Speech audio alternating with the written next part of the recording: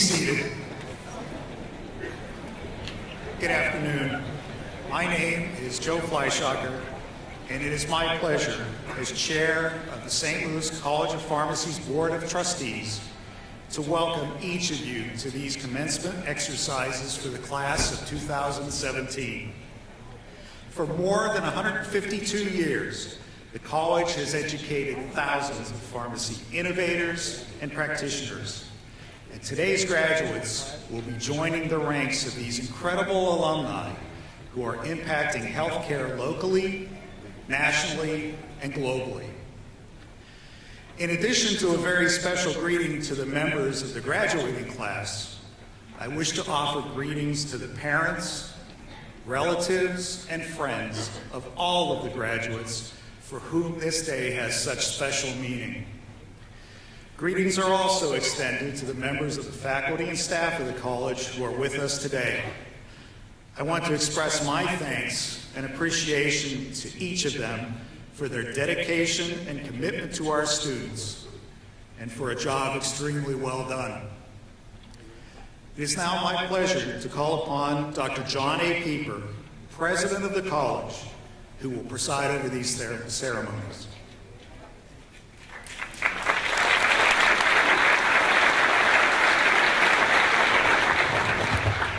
Good afternoon. Welcome to the 149th annual commencement exercises for St. Louis College of Pharmacy, the oldest pharmacy educational institution west of the Mississippi River and the third oldest college of pharmacy in the United States. Before I make a few brief introductory remarks, I'd like to introduce special guests who are here with us on the platform this afternoon. Our college is fortunate to be governed by a very talented Board of Trustees. Would the members of our Board of Trustees who are here with us today please stand to be recognized?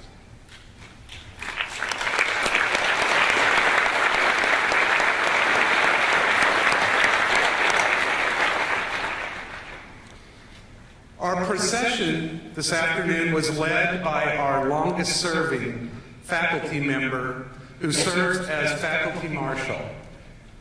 Dr. Don Rickard, alumnus in class of 1971, has been on our faculty 36 years, and he served as our marshal today. Thank you, Dr. Rickard.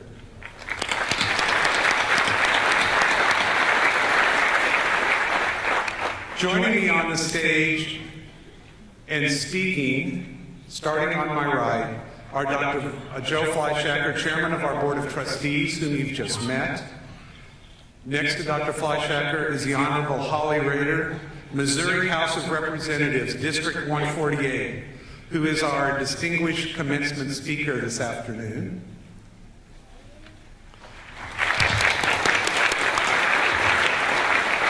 Next is the Reverend Gary Braun, Director of the Newman Catholic Center at Washington University in St. Louis. To my left, Dr. Bruce Candidate, Dean of the School of Pharmacy. Sarah Samuel, President of the class of 2017, who will in a minute bring remarks on behalf of the class.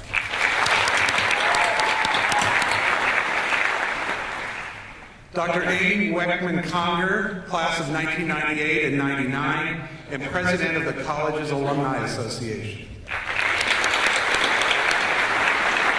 And lastly, Dr. Kim Kilgore, Dean of the School of Arts and Sciences.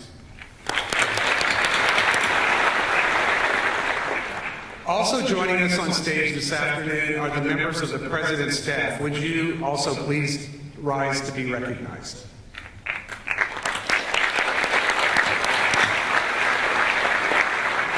And finally, and most importantly, our outstanding faculty who are seated on the stage with us today. Would all of you please stand so we can recognize you?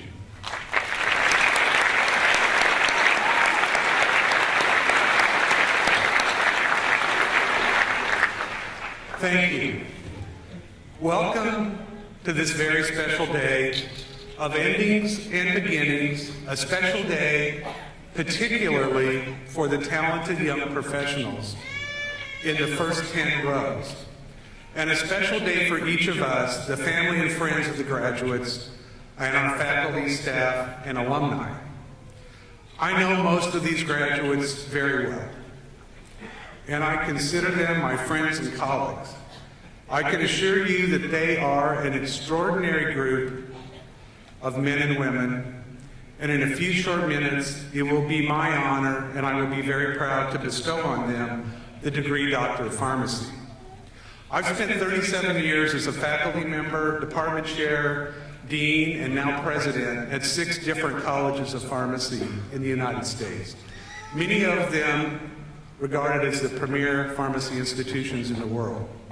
I can assure you that I believe today's graduates of St. Louis College of Pharmacy and their fellow pharmacy students are smarter, work harder, and are more dedicated to community service and more passionate about patient care than any student pharmacist in the United States.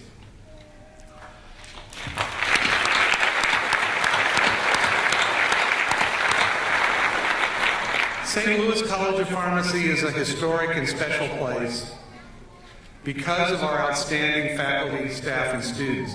And today we celebrate the success of 225 distinguished Doctor of Pharmacy graduates, the largest number of pharmacy graduates in our 152-year history.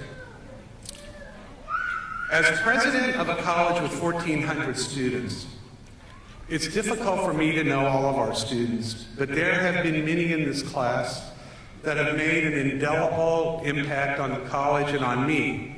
This class had a National Student Pharmacists Organization president. My 2 favorite female actors, 3 transformational program-leading volleyball and tennis players, 3 men and 5 women who led our eupectic basketball team with great distinction, 5 record-setting cross-country and track and field athletes, brave world travelers who provided habitat for humanity, humanitarian care, and provided patient care around the globe.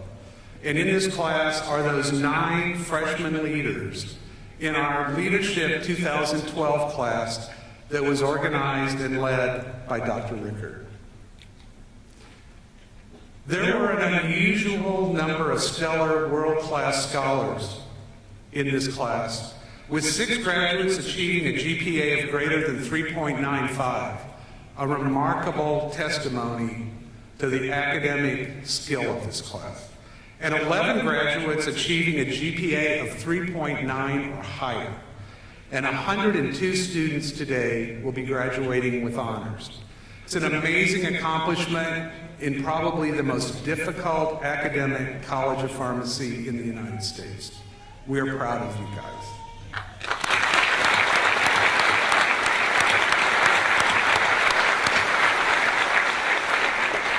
There are students in this class that pushed me and our community to think about our commitment to the St. Louis community after Michael Brown's death in Ferguson. And 2 pioneering pharmacists who joined this class in June of 2014 from Saudi Arabia, who changed our view of the world.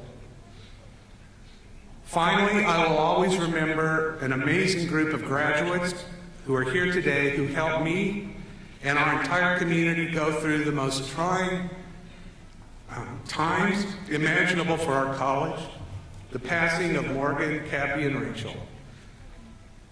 I will never forget these 3 special members of your class who lived and studied among us, and all of you who supported me and this community after their passing by sharing texts and prayers and hugs and words of comfort and tears. This class is a very special one to me for all these reasons and more. And you will be special to me for the rest of my life. And now, as you leave our hallowed Jones Hall, our new ARB, our quad, and our campus, it's time for you to take your place as leaders in your communities, using the gifts and passions that you have always had and brought to us, with the knowledge, skills, and attitudes that you have developed at the college.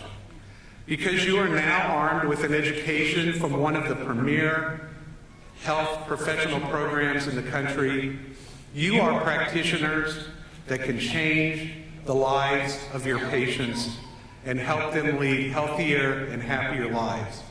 We are very excited about your future, and we're also proud of each one of you. On behalf of the entire St. Louis College of Pharmacy family, congratulations.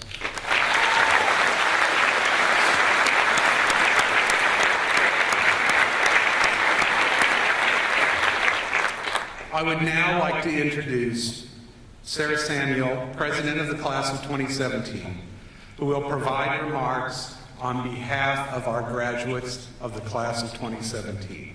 Sarah.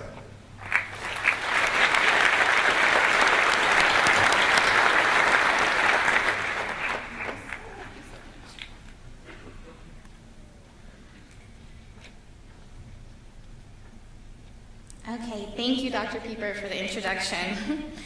Good afternoon to our faculty and staff, Board of Trustees, family, friends, loved ones who cannot be here with us today, and last but not least, Class of 2017 Doctor of Pharmacy graduates. It is such an honor for me to stand here before you all. I feel so humbled and privileged to do so. As any good student would do, I spent countless of hours researching on how to give the best speech to you all, because I don't want you to be sitting here bored for the next 5 minutes just staring at me. So, in doing so, I began to think of why we're all gathered here today. Okay, yes, it is the day we all marked in our calendars and had countdowns to in our phones the past 6 years, and maybe some of us 4 years. But the core reason we're all gathered here is not because of our graduation. It's not because of pharmacy school. But the reason we're all sitting here today is much more simple than that. It's for drugs.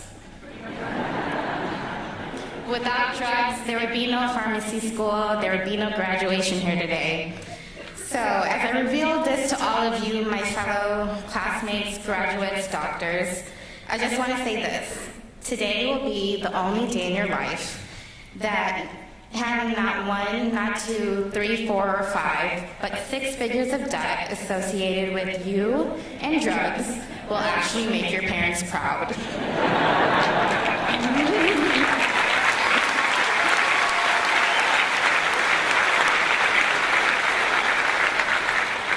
Okay, so reflecting on the past 6 years of pharmacy school, there are so many memories that flood back. Starting from first year when we were our 18-year-old selves, walking in bright-eyed with our lanyards hanging around our necks, ready to take on whatever Stillcop had to offer us. We quickly learned that sweatpants, sweaters, and maybe even our pajamas washed in our student tears became our best friends. Sorry, I lost my place. Late night study sessions that turned into early morning study sessions in the cafeteria at the bottom of Wellesley and in the Student Activity Center were filled with other surrounding upperclassmen speaking medical jargon that we had no clue about. Dr. Becker made us realize that exams were a whole different ballgame at Stillcop.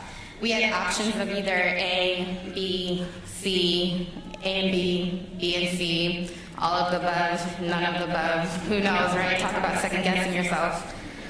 Dr. Riley taught us the fine art and precision of thumping a test tube. And Dr. Rapto always reminded us to put our full names down on exams. No nicknames like Little Wayne or Snoop Dogg. Second year came around and we were so proud of ourselves getting through our first year of college. It was our year to finally join different fraternities, become more involved, and not be the babies anymore on campus. But boy, did we not know what was coming next. Stereoisomers, enantiomers, diastereomers. Dr. Buckles and Dr. Barth were teaching us organic chemistry in what seemed to be perfect English to them, but translated out to be a whole different foreign language to us. Honestly, I still don't even know what those words mean. Third year started our professional years. We were finally given our well-deserved white coats and took our oath as student pharmacists. We were able to reach out to the communities around us and become more involved and have an impact in the healthcare field.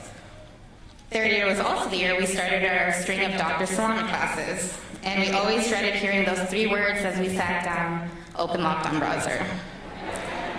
But we also always enjoyed constantly being reminded of the differences between C-max and C-min. It was also the year we were finally able to blame the school for not having a gym anymore, and that's why we gained our freshman 15, only 3 years later. 4th and 5th year came around, and classes became more engaging and difficult. Therapeutics taught us so many different disease states, medications that we struggled to pronounce, and how to treat and counsel patients. To all my fellow graduates who failed an exam, barely passed a class, had a hard day, month, or even a year, the wise, famous street poet Drake once said, "Guess you lose some and win some as long as the outcome is income."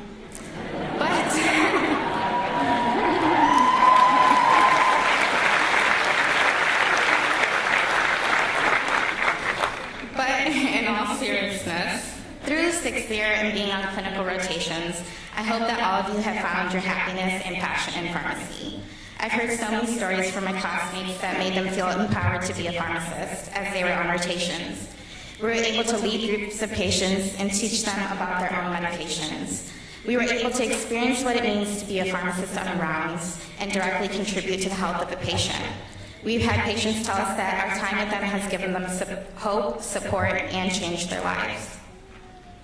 As we finally reach the anticipated day of graduation, I believe I speak for all the graduates here. Thank you. Thank you, Mommy, Daddy. Thank you to all our parents here. Thank you to our family, friends, siblings. You guys have supported us throughout one of the most difficult but rewarding stages in our lives, so we thank all of you.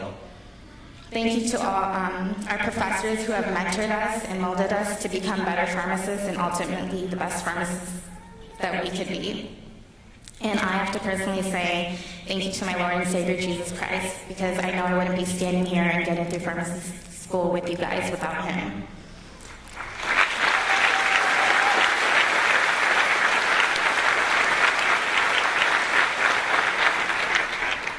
My fellow classmates, doctors, I'm so proud of each and every one of you. Honestly, when you guys were all walking in, I almost started tearing up. Looking at all of us here, it makes me so happy because we have accomplished so much in what seemed to be forever and a day here at Stillcop. We as a class have overcome a lot, cried together, and rejoiced with one another. We essentially grew up with one another as young adults. Whether you decide to take a break from after graduation, pursue another degree, join the workforce and have patients tell you, to fill that tiny white pill, the millions in their profiles, eeny, meeny, miny, moe, right? Or start a residency or a fellowship. I wish you all the best in your future endeavors. I know that all of you will make great pharmacists. Enjoy your day. We deserve it. Congratulations, class of 2017. We finally made it.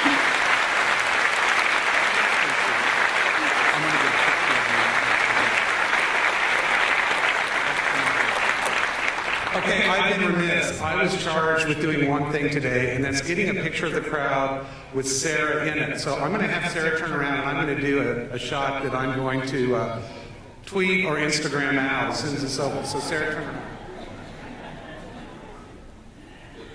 Oh, that's fantastic.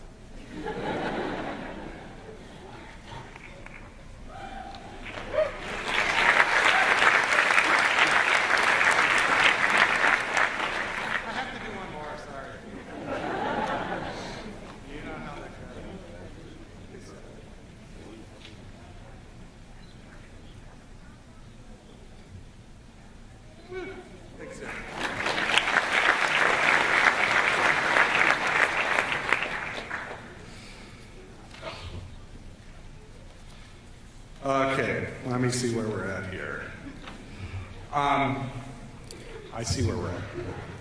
Graduates, you are about to become alumni of St. Louis College of Pharmacy and part of a very powerful network of fellow pharmacists who are making a difference in the lives of their patients every day. Would the alumni who are with us here today on stage or in the audience please stand so we can recognize you?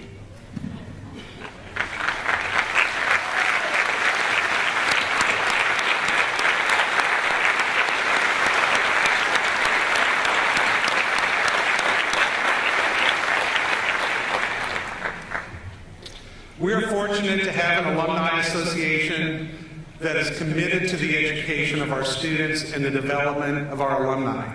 One way that the association shows its support for excellence in education is by honoring the dedication and commitment of our faculty through the Outstanding Educator Awards program.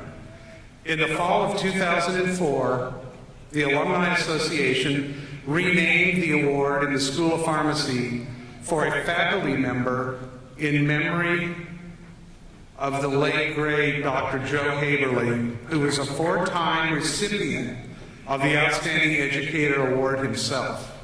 I would like to introduce Dr. Amy Wetman-Conger, President of the St. Louis College of Pharmacy Alumni Association, who will present the 2017 Joe E. Haberly Outstanding Educator Award for the School of Pharmacy.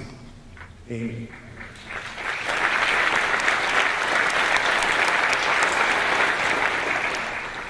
Thank you, Dr. Pieper. As is tradition, nominations were received from students and faculty, and a student and faculty vote narrowed the pool down to outstanding finalists, who then interviewed and selected a candidate. I am pleased to announce that the recipient of the 2017 Joe E. Haberly Outstanding Educator Award for the School of Pharmacy is Dr. Sarah Richter.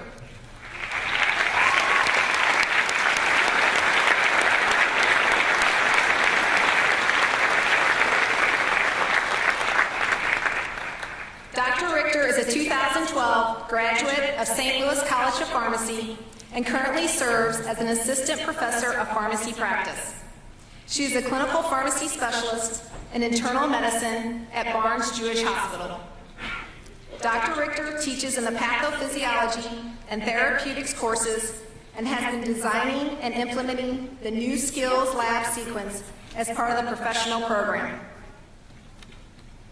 Dr. Richter also advises several student organizations and serves on the college's Alumni Board of Directors, supporting various student and alumni initiatives. Thank you, Dr. Richter, for your passion and dedication to educating our students at St. Louis College of Pharmacy. Please join me in congratulating Dr. Sarah Richter.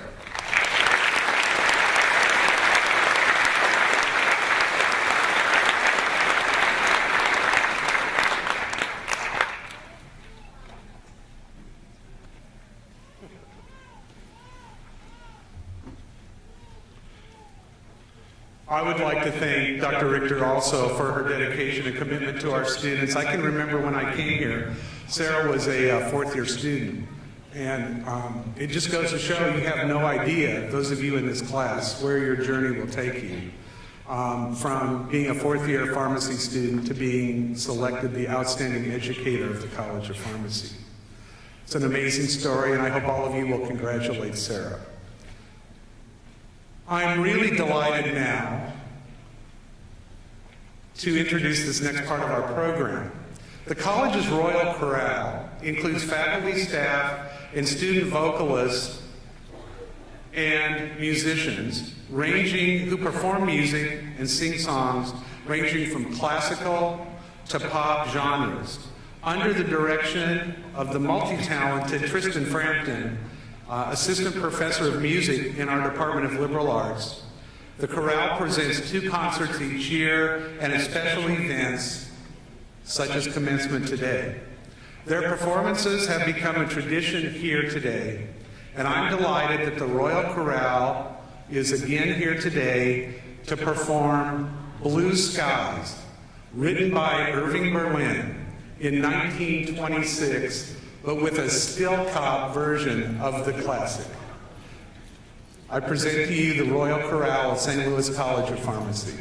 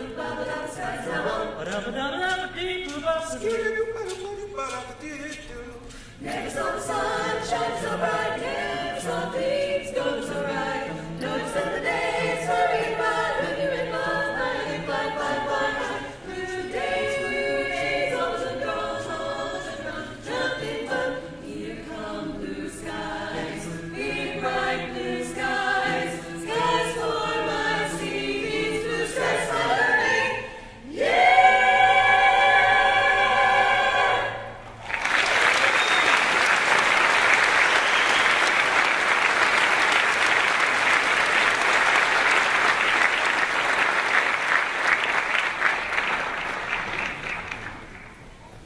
Special thanks to Tristan. You probably heard Eric and Talia, two of our most talented students with a little solo part in there. And two of our graduates joined the Royal Chorale who sang with them from the beginning as well. That was fantastic, you guys. I would now like to introduce and have the great privilege of introducing the Reverend Gary Braun, Director of the Newman Catholic Center at Washington University in St. Louis. Father Gary Braun has been a priest in the Archdiocese of St. Louis for 30 years. Born in St. Louis, Father Gary was ordained for service to the Church of St. Louis in 1977. After serving in 4 different parishes throughout the Archdiocese, he was invited by Archbishop May to be director of the Newman Catholic Center at Washington University in St. Louis in May of 1991. In 1994, then Archbishop Regali appointed him to be director of all campus ministries for the Archdiocese of St. Louis. This coming Friday, Father Gary will receive an honorary Doctor of Humane Letters degree from Washington University in St. Louis. It may seem out of the ordinary for a religious chaplain on a secular university campus to be awarded an honorary doctoral degree. But as you will see, there's nothing ordinary about Father Gary Braun, who has spent more than a quarter of a century at Washington University, ministering not just to Catholics, but to generations of students of all faiths, as well as faculty, staff, and community members. Father Braun was with our community during the loss of our 3 beloved students of the class of 2017, and will now present special reflections in celebrations of the lives of Morgan, Cappy, and Rachel, who left us too early. Father Gary.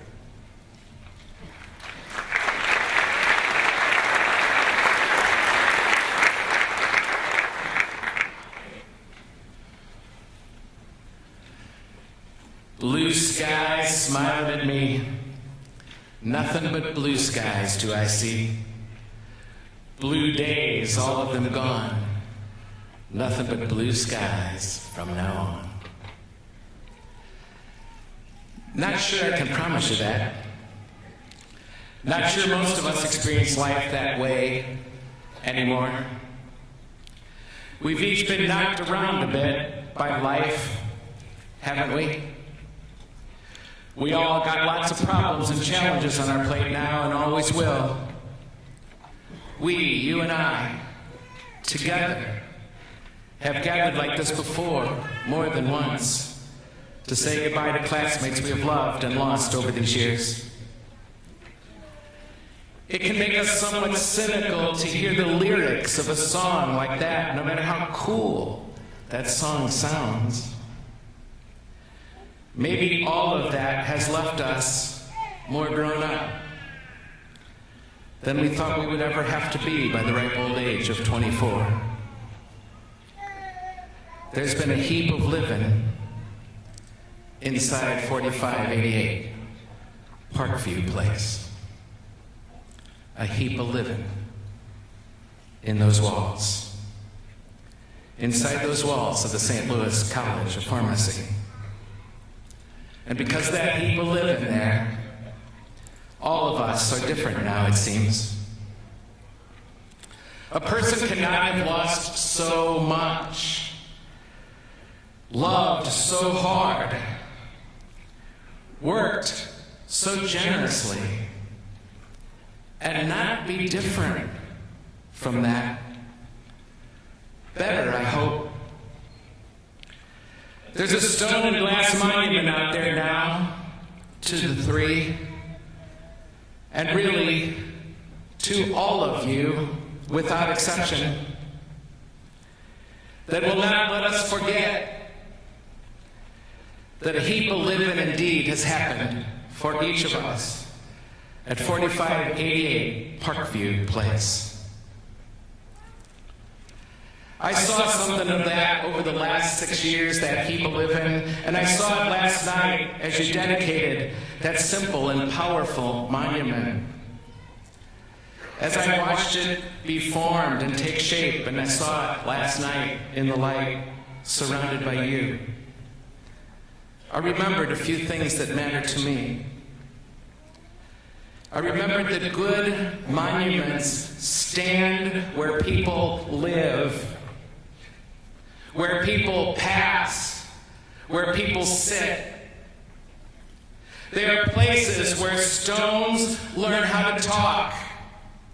And when people take the time to listen, stones tell stories that remind us of the transience of life that a monument tries to defy, and of the need to remember, so that we can go forward knowing that these days matter, and that we know as we pass on in front of that monument and those who will follow you, as they pass on to class or lectures or libraries or labs,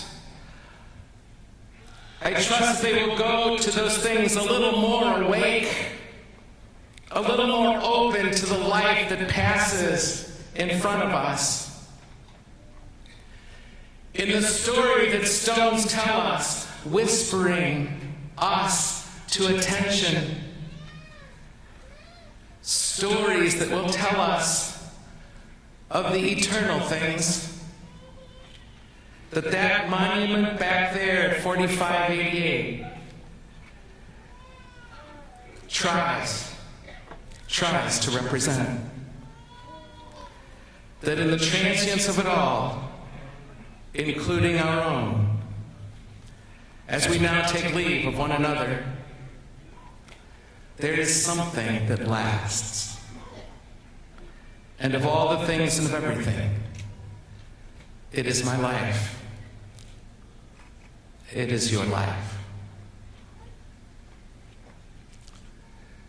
So let's love while we can, so that each of us becomes a living monument where we live and where we work, so that as people pass our way and beyond, from our flesh they will hear whispered, that friendship and forgiveness, kindness, being awake and paying attention is all there is. And it is enough. One day at a time, it is enough. Then they will know. They will know because we know that maybe that song got it right in some strange way. That no matter the low-hanging clouds, there are blue skies, nothing but blue skies, nothing but blue skies do I see. Ba-ba-ba-doo-ba. Thank you.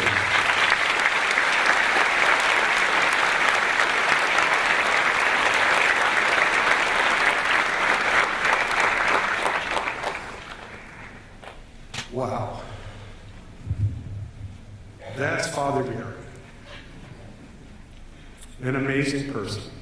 Thank you and congratulations on obviously a well-deserved receipt of an honorary doctoral degree next Friday at Washington University.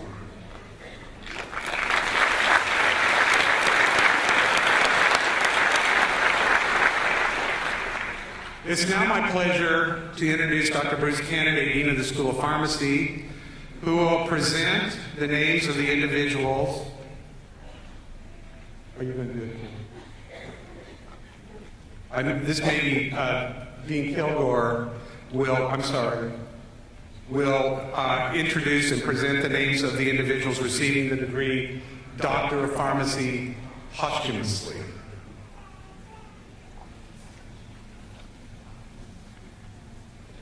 I will be doing this part. President Peabody, I have the honor of making a posthumous presentation for Morgan Healy Ciota, Nicholas Ryan Kapuzniak, and Rachel Emily Landcourt to receive the Doctor of Pharmacy degree. Would the families and representatives of Morgan, Kathy, and Rachel please stand and join us here. On the basis of that recommendation and by virtue of the authority vested in me as President of St. Louis College of Pharmacy by the State of Missouri and by the Board of Trustees of St. Louis College of Pharmacy, I confer the degree of Doctor of Pharmacy on Morgan Healy Ciota, Nicholas Ryan Kapuzniak, and Rachel Emily Landcourt. Dr. Kilgore, Dean of the School of Arts and Sciences, will read the names of the graduates. Dr. Kennedy, Dean of the School of Pharmacy, will join me in presenting the diplomas and hoods and our congratulations to the families or their representatives.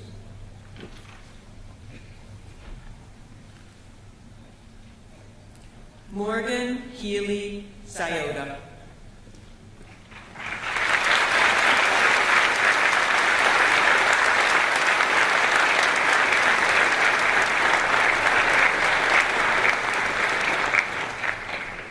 Nicholas Ryan Kapuzniak.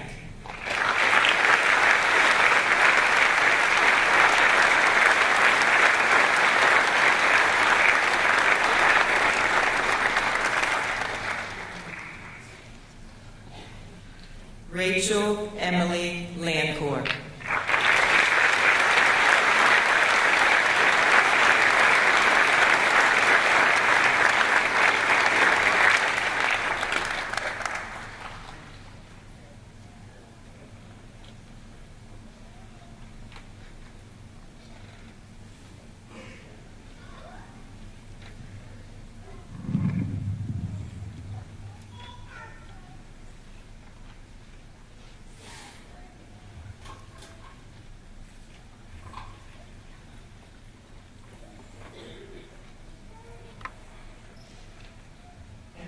We are privileged today to have a very special commencement speaker, the Honorable Holly Rader, Missouri House of Representatives. Representative Rader from Sikeston, Missouri, has been a member of the Missouri House of Representatives since 2012 and holds the seat for District 148 in the state of Missouri. She is chairman of the Economic Development Committee and sits on numerous other committees. Representative Rader has been the sponsor of several health-related bills in her time in our House of Representatives and has been a tireless champion and advocate for the passage of a statewide prescription drug monitoring plan. I don't have to remind any of our graduates here that Missouri remains the only state in the United States without a prescription drug monitoring plan. After receiving her Bachelor of Science degree in Mass Communications and Public Relations from Southeast Missouri State, she and her husband founded the telecommunications company Integrity Communications in 2004. Representative Rader has been a long-term, 5-year sponsor and supporter of prescription drug monitoring legislation, and she realizes the power and utility of such a program to mitigate prescription drug abuse and overdose in our state. Our faculty and staff and students have gotten to know Representative Rader from visits to Jefferson City and her visits to our campus into St. Louis. And because of her passionate commitment to patient care and the profession of pharmacy. It's my pleasure to introduce a transformational leader in Missouri, an advocate for patient care and pharmacy, and a dear friend of mine, the Honorable Holly Rader.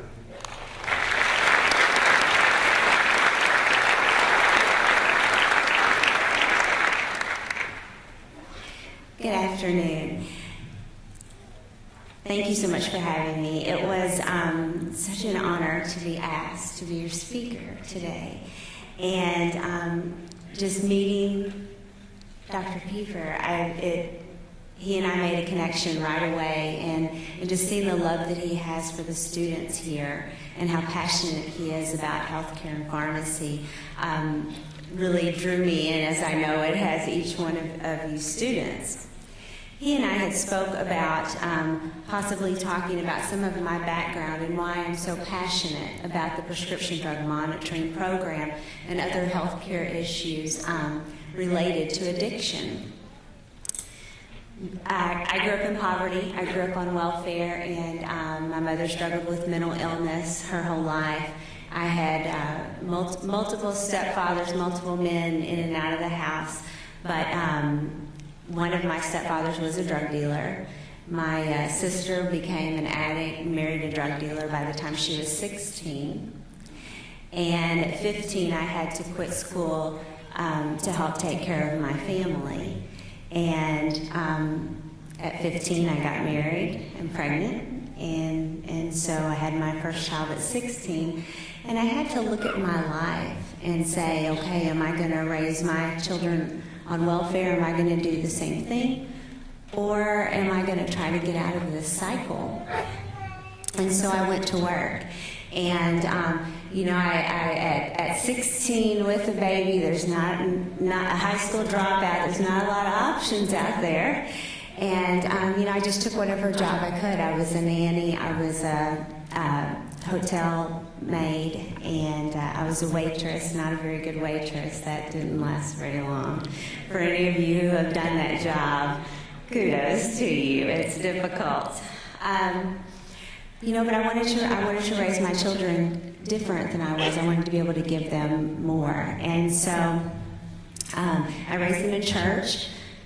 We were there multiple times a week when they were little. As they got older, of course, and other activities got involved, it was just a couple of times a week, but very, very much involved in our church and our community. I'm the kind, they were raised in a two-parent home. I'm the kind of mom that's all up in my children's business at all times. When they come in at night from being out until their curfew, I'd make them come wake me up and kiss me goodnight just so I could smell if they had alcohol on their breath.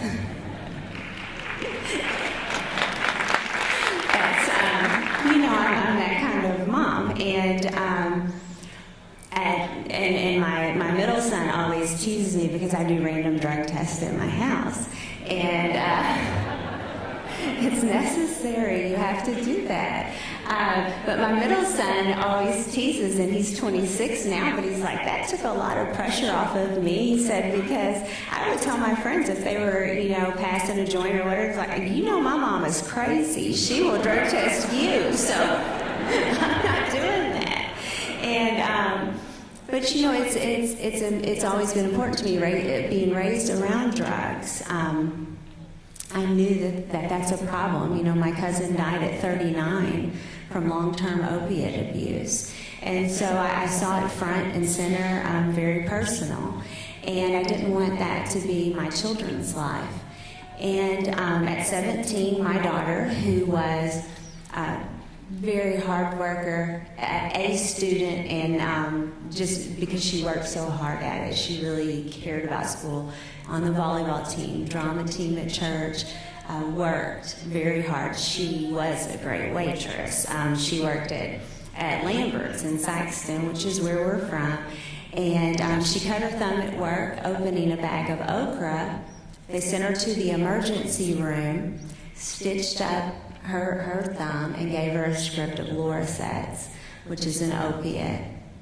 Now, my daughter comes from a long line of addicts, and on my side of the family, her father's side of the family is alcoholism.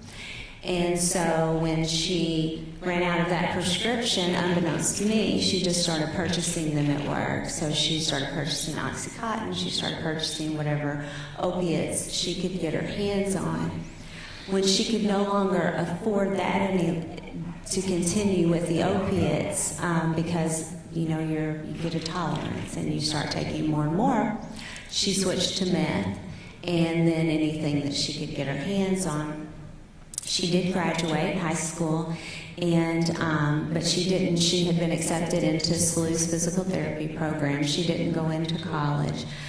She got out of the house and went into a life of addiction. And so for 13 years of ups and downs, multiple rehabs, prison. My grandson was born with opiates in his system, and when he was 1 year old, she was living he was living in a meth house, and he was pulled out. The police came and busted it up, pulled it out, and delivered him to me. Within a couple months later, I had just announced I was going to run for office, and that's not, those two things really don't go together. But I got my grandson, and so I just announced I was going to run for office. I became the mama of a 1-year-old, and was desperately trying to get my daughter into another rehab. For 6 years, he's 7 now, and for 6 years he's been with me, and I was elected. And along that same time frame, I found out that Missouri is the only state without a prescription drug monitoring program. Now, the prescription drug monitoring program, for those of you family members who don't know, the students all know this well, and have been wonderful advocates for this program. What this is an electronic database that the pharmacists and the physicians, the medical professionals use to make sure that they're connected, that they can see what the other physician has given their patient. So if you're break your leg and you go and you get an opiate, narcotic from one physician because you're healing, but yet you go and you're seeing a psychiatrist and you get, say, a Xanax for nerves and Ambien to help you sleep. There are some things that can be very lethal combinations when taken together. And so it's very important that our physicians, that our medical professionals, that our pharmacists can see this information about their patient. It just increases patient care. But from the addiction standpoint, it also gives them a look if their patient is following into a path of addiction. And there are many warning signs that a patient is going the wrong way. And so in states that have prescription drug monitoring programs, they have had better outcomes at getting people into rehab, getting people to realize that they need to pull them back off of that, put them onto a different type of medication. But then you also have those drug dealers who go doctor shop, who go from one doctor to the next to get multiple prescriptions and then go to multiple pharmacies to fill them. And in Missouri, nobody knows. You don't know where you've been. And so we have, our drug task force has told me they've picked up carloads of people from Florida coming to Missouri to get their prescriptions filled, get all their narcotics filled from pain clinic prescriptions. And the reason is because in Missouri they can do it in multiple pharmacies and nobody knows any better. So it kind of was a light bulb coming on to me because I could see how my daughter could go to the emergency room and get a prescription because she'd say she had a toothache, and then she could go somewhere else and tell a doctor that she had fallen and hurt her back. And our physicians want to err on the side of taking care of that patient. And so without that background information, it's very hard to see if someone is drug seeking. So that's how my daughter got so deep in. And you know, once you're on meth, or once you're so far in, it's very easy to start using shooting up, and she did as well. And the reason that that's easy is because your brain is not right no longer. And you know, and as a parent of an addict for years, I wondered, what did I do wrong? What could I have changed? And now, after years of in this and studying and becoming more educated myself, you know, it's the brain, their chemistry has changed. She was not, you know, trying to get back at me or going against her raising. She truly had gotten into an area that she could not pull herself out from. So fighting for the prescription drug monitoring program became very important to me. And so I've carried that from the beginning of being elected. And we closed session, my 5th session closed last night at 6 o'clock, and we got it further than we've ever gotten it. I have a few battle scars today from all of the fighting over the last week. And you know, the prescription drug monitoring program really brings negativity on multiple levels, but there's such a push from the medical community to get this done, and they try to explain that it's patient care, but of course we're all concerned about privacy and privacy rights, and so that's why it's not such a slam dunk. That's why it's not so easy. Even though it's under HIPAA, even though only your doctors and your pharmacists, your medical professionals have that ability to look at it, you can't look up your neighbors unless, you know, it has to be your patient. Anyways, so what you would think is common should be commonplace to get this done, because all other states have it. California started theirs in 1939. So this isn't a new concept, but in Missouri we don't have it. So I've appreciated the students coming up and advocating for this. It's always wonderful on Pharmacy Day when they flood the halls in their white coats, and it's very impactful. And so with this, I'm a fighter. You know, clearly my background shows that. I'm not going to allow my past or what I grew up in to decide my future or who I want to be.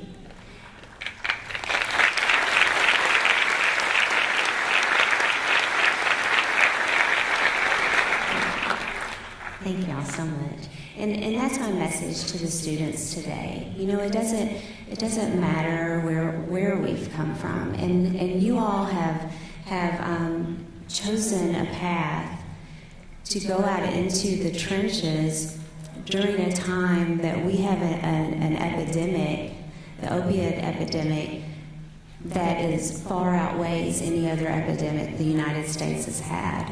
And you all have chosen a path to go out into the trenches of that, to be on the front lines. And I would argue that your pharmacist is your medical professional that you trust the most in our communities. You know, we have multiple doctors for different things, but the majority of us have one pharmacist that we trust. And you get those calls, and you get the questions that are ridiculous a lot of times. I know I've asked ridiculous questions myself, but you also will see people at their worst when they're in pain and when they're hurting. And you know, when people are at their worst, they're not always the kindest.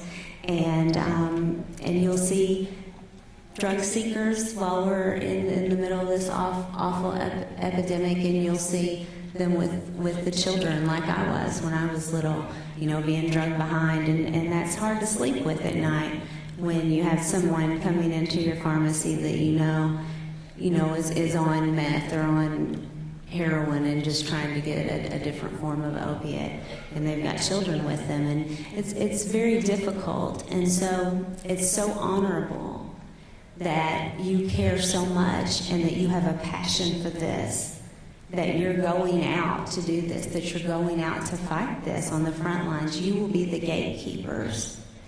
And that's powerful. That's a very powerful place to be. Science tells us that addiction is a brain disease. And as I move forward through the legislature, I'm going to continue working on things like PDMP, which is very important for you all to have the tools that you need to make those great clinical decisions for your patients. Because without the tools, you can't do your job as effective. It's important to me that we remove the stigma of addiction. And once we remove the stigma, and yesterday it was quite the scene on the Missouri House floor when we had one of the legislators stand up and talk about how we didn't need a Good Samaritan law because of somebody, and that's where if somebody calls the police because their friend has overdosed, if they've got drugs on them, they won't be prosecuted for that. But it's a deterrent to try to get people to call so we don't have as many overdoses. In Missouri alone, 2 people die every day of an overdose. But yesterday we had somebody stand up on the House floor and talk about how, if somebody wants to do drugs and die, then that's, what they should be able to do. And we shouldn't let somebody off just because they decided to call the emergency line and get help. And it's like, okay, we've got to remove this stigma so that people can start talking about it. Many years ago, when somebody had mental illness, we locked them in a hospital. Well, now we know that we can get medication, we can get help, we can get people level so that they can live a productive life. So it's very important to me that we remove the stigma. I think that as you go out into your field and as you become adults, and I know you're already adults, but as you're out there working and you're paying all of your own bills, hopefully. I have a son in college, so parents out there, I know you're ready. But when you're out there and you're doing all of your own things, I think that it's important for you to remember to not let the things that you see every day, not let the world, as cold as it can be and as sad as it can be at times, don't let it change you. Keep your passion. Remember it. Remember where you came from, but don't lose your passion. Because just as I'm fighting every day in the Missouri House of Representatives, and as I'm losing every year on this issue, I'm going to stay in there, and I'm going to continue fighting until I get it done. And thank you.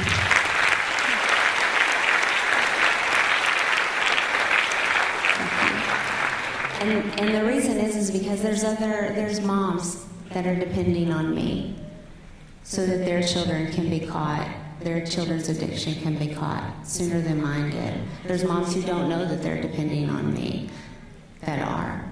And just as others will be depending on you. It can be a very heavy load, but always remember, always focus on why you decided to take on this field. You've already made a tremendous feat because the school that you have just finished is, as Dr. Peeper said, one of the most difficult throughout the United States. Your program to become a pharmacist is so difficult, and so I'm very proud of you all. And I know that you can. I know that you can really blaze some trails of your own, and I look forward to hearing about that, and I look forward to having you all out on the front lines of this epidemic that America is currently in. So thank you all so much for having me, and congratulations.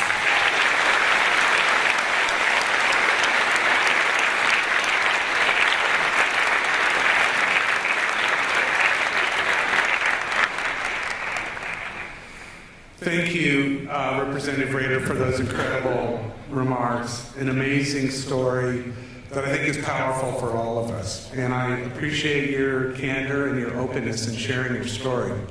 I would like to present to you a small gift as a token of our affection for you and as a memento to commemorate your time with us.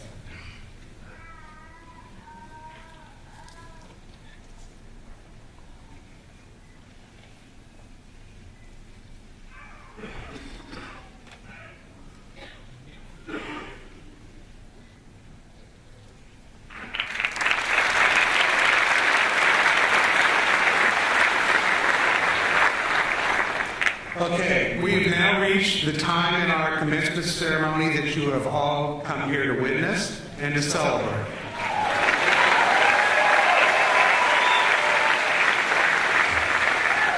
It's my pleasure to introduce Dr. Bruce Kennedy, Dean of the School of Pharmacy, who will present the candidates.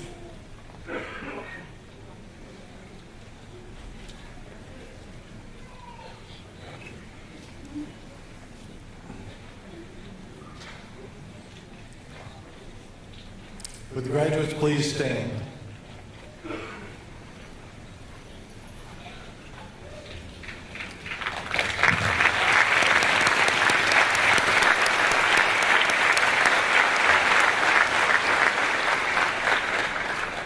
President Pieper, based on the completion of all academic requirements and on the recommendation of the faculty, I would like to present 225 candidates for the formal conferring of the degree Doctor of Pharmacy.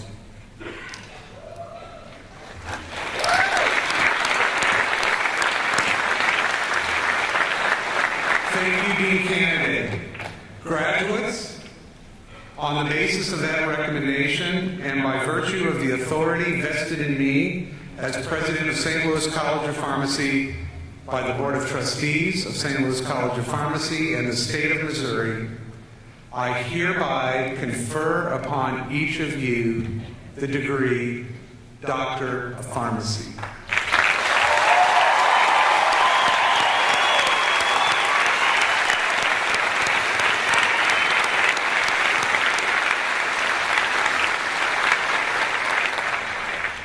Graduates, please be seated. Our graduates will now receive their doctoral hood and their diplomas. Dr. Kimberly Kilgore, Dean of the School of Arts and Sciences, will read the names of the graduates, and Dr. Bruce Kennedy, Dean of the School of Pharmacy, and Dr. Tricia Berry, Chair of the Department of Pharmacy Practice, will hood the graduates.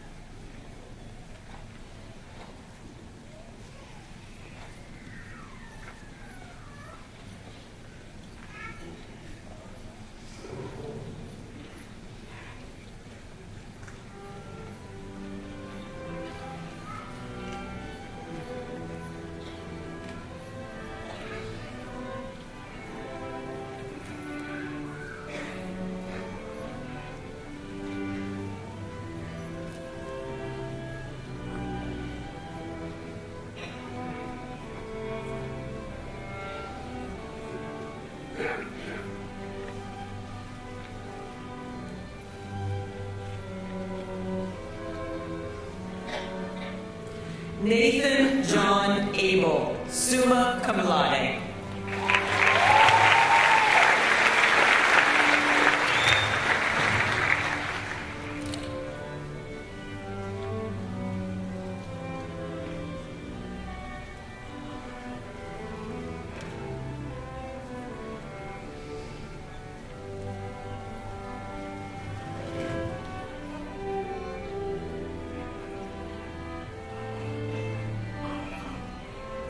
Stephen Abuid.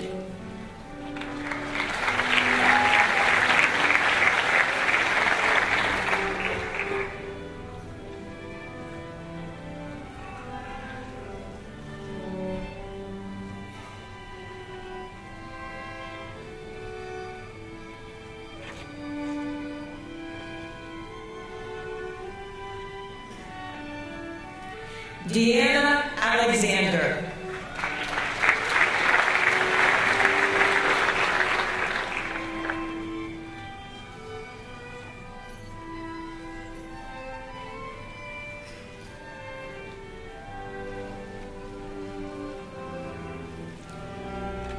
Hajar Al-Qatani, magna cum laude.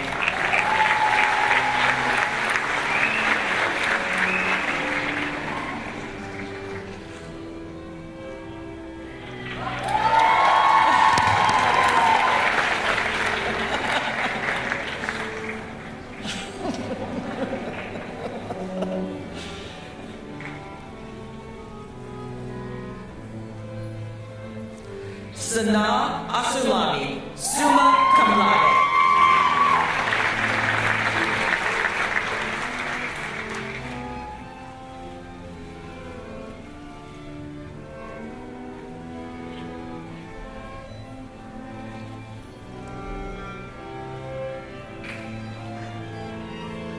Brandon Anderek, cum laude.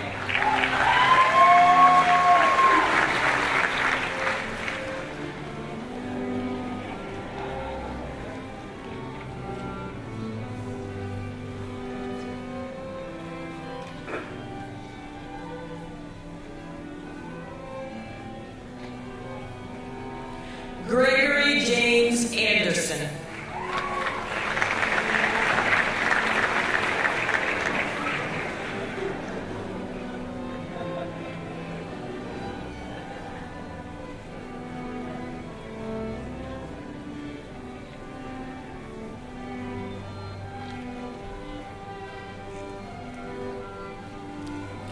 Victoria Hope Anderson, summa cum laude.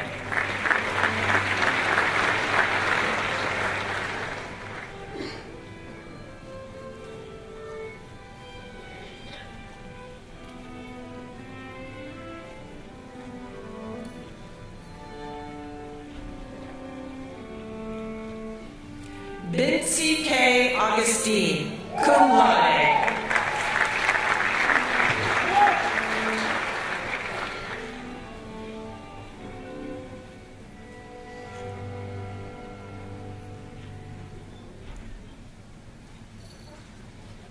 Shafali Anil Barrett.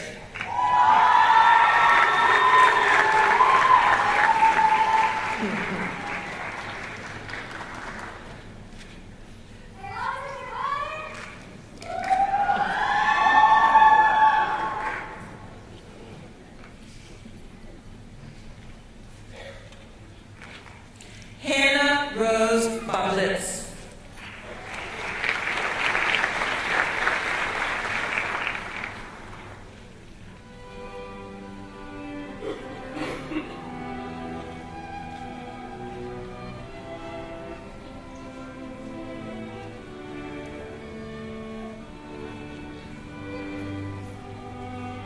Callie Ann Beckemeyer, summa cum laude.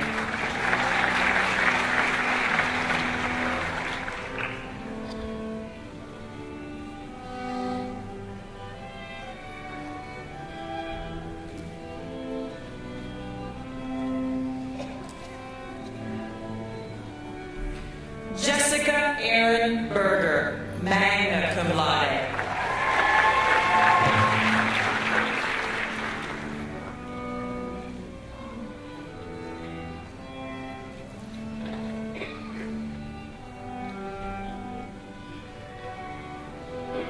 Benjamin Biblowitz.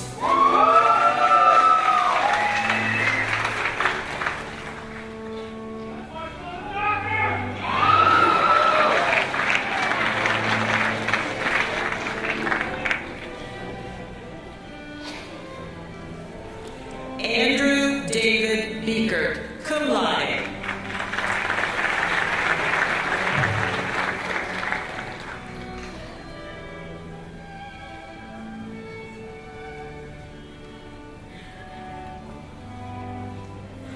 Laura Lynn Bierman.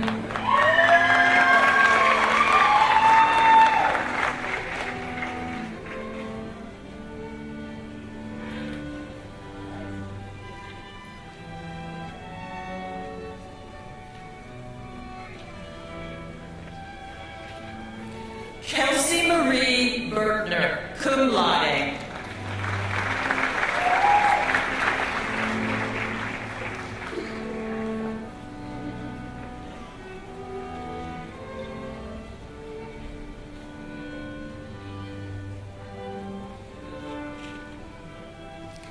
Alexandra Lynn Bixby, summa cum laude.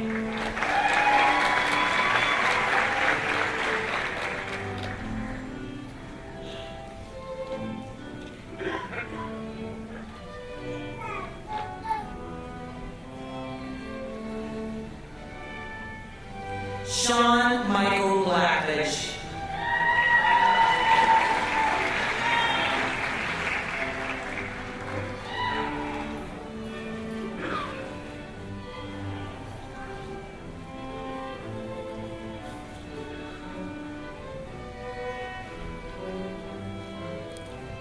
Georgiana Marie Bachman.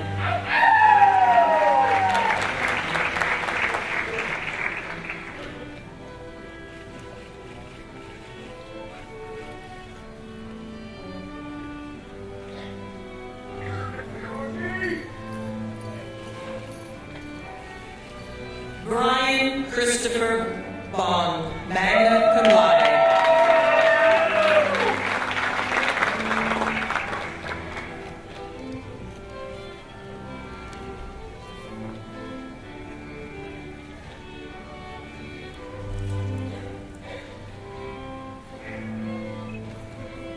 Melissa Joanne Bonner.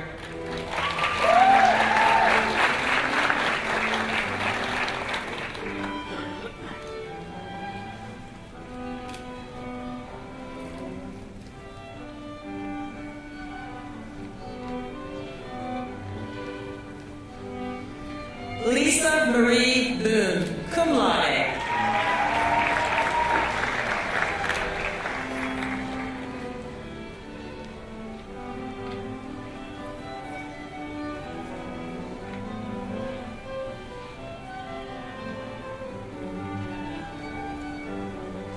Bubba Mark Ishida Britt, summa cum laude.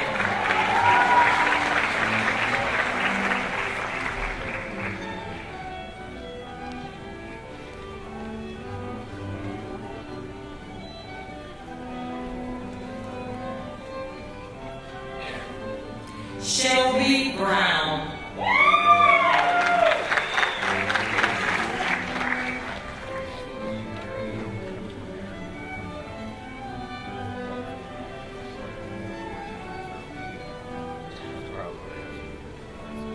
Samantha Marie Bryant.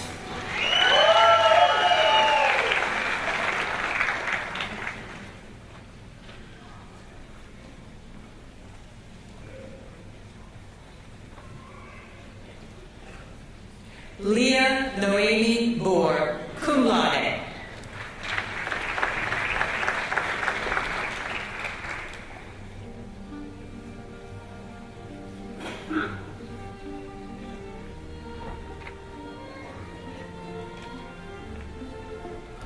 Catherine T. Bowie, magna cum laude.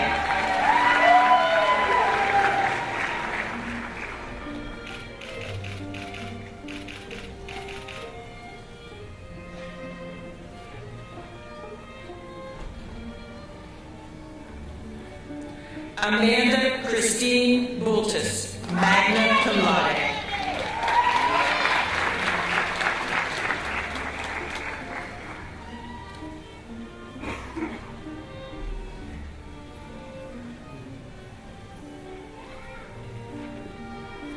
Joseph Graham Boozy.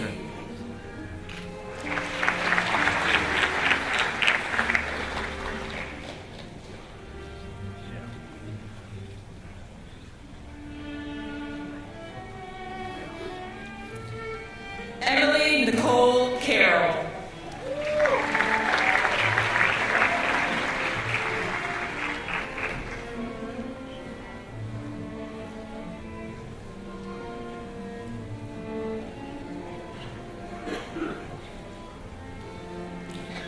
Christian Soretto, cum laude.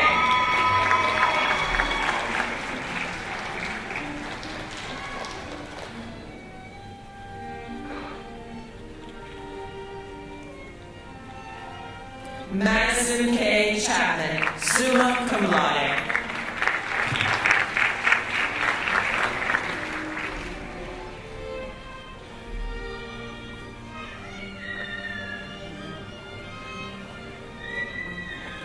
Shui Chen, cum laude.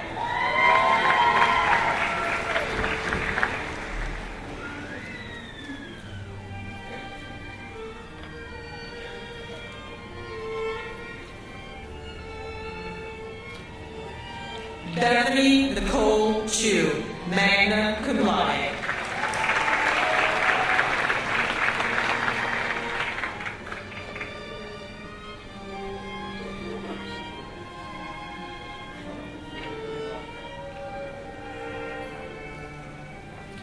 Michelle Katrine Chiquino, summa cum laude.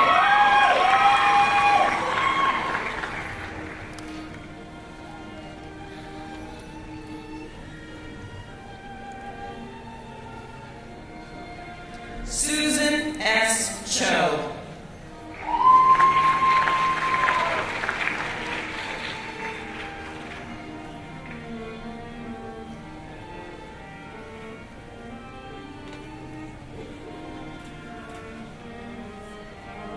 Mahima Chojar.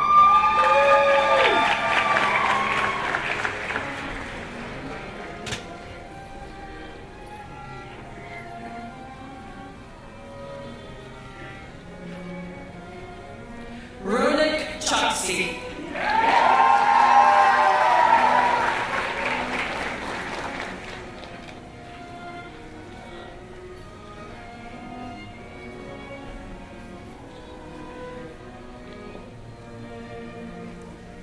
Heather Elizabeth Cohen, cum laude.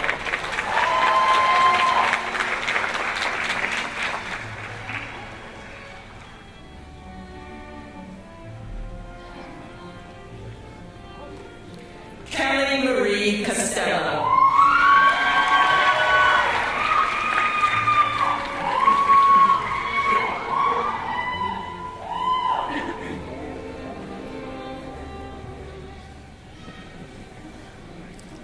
Nicholas Ryan Cowley.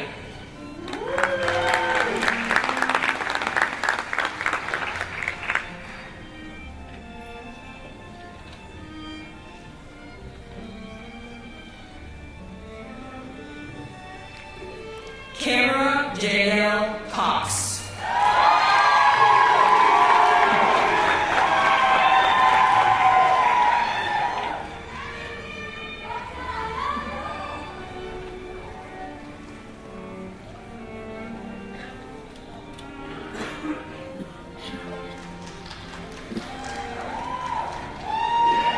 Marissa Nicole Cruz.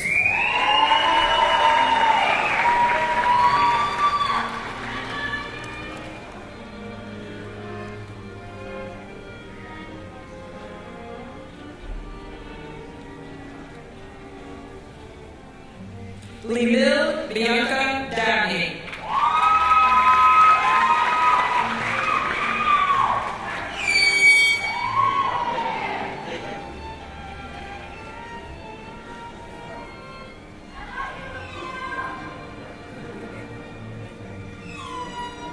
Anne Catherine Dahl.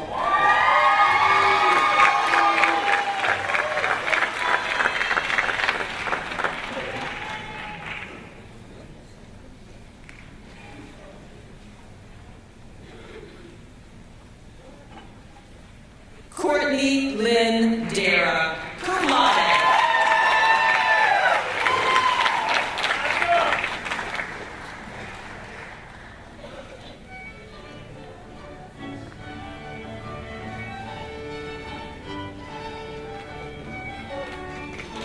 Alex James Davis, cum laude.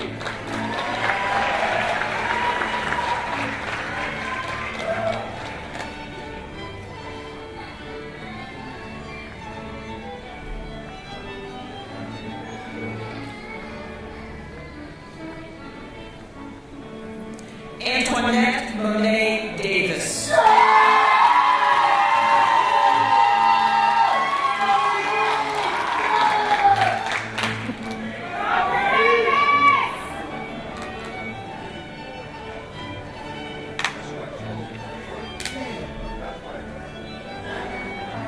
Julie Catherine Davis.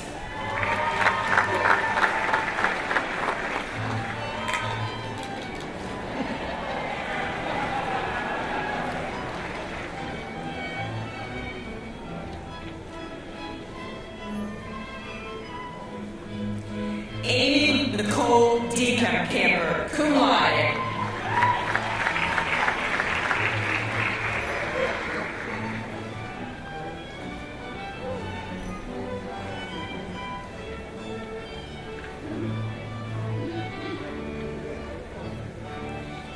Ivan Dobrikov, cum laude.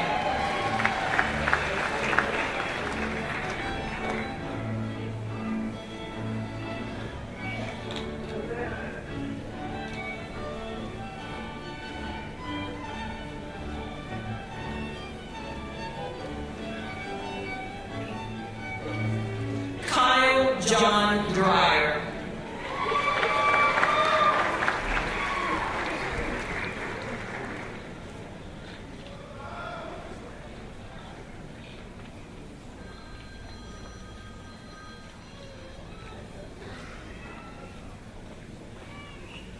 Christina Jennifer Donovan, cum laude.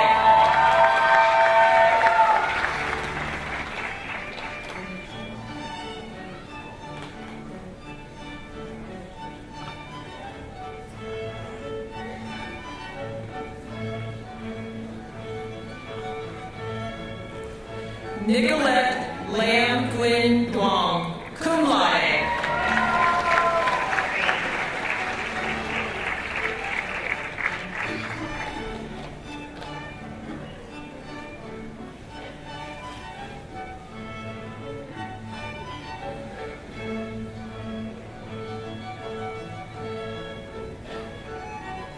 Clayton Russell Earhart.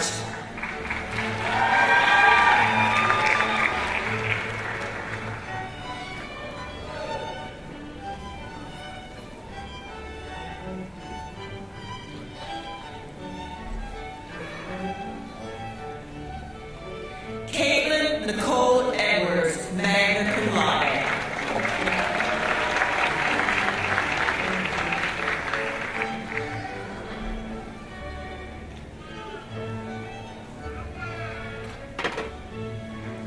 Amanda Luella Emerson, cum laude.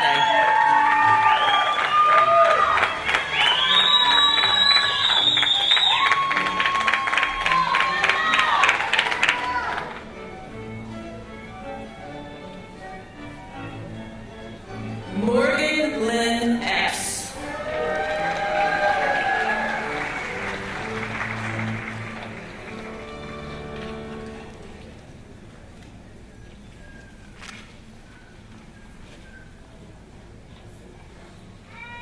Mariah Eleanor Figs, cum laude.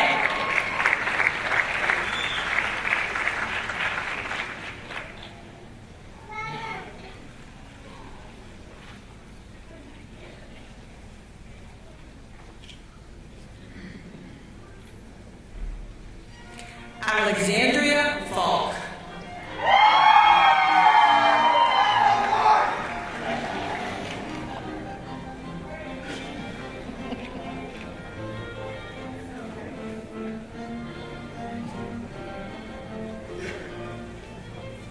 Eric L. Farley.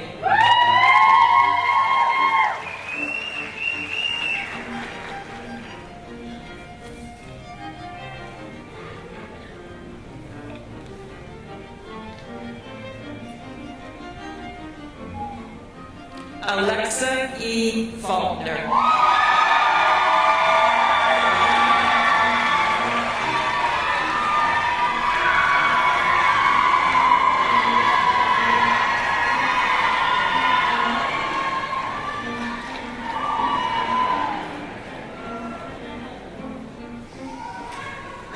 Jason Patrick Ferrer.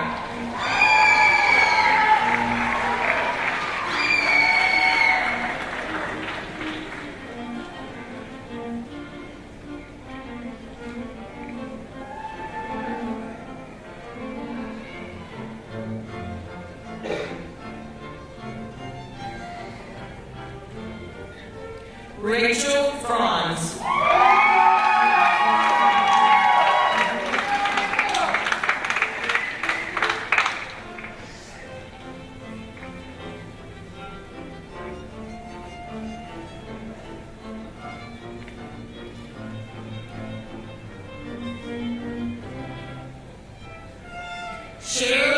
J.C. Frederick.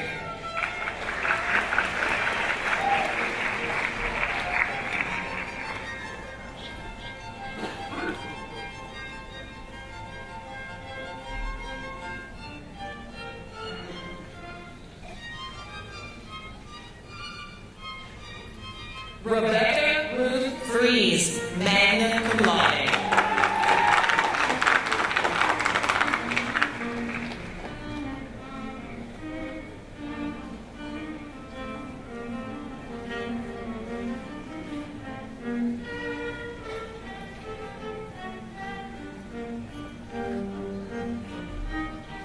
Barbara May Goodwin.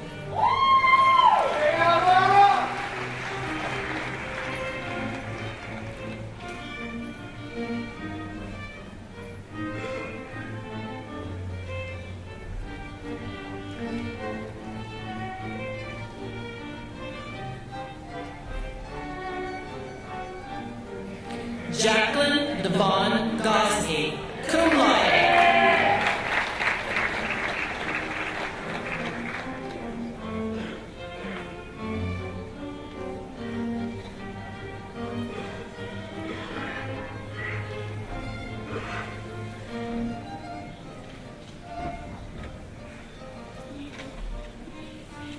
Michael J. Gould, cum laude.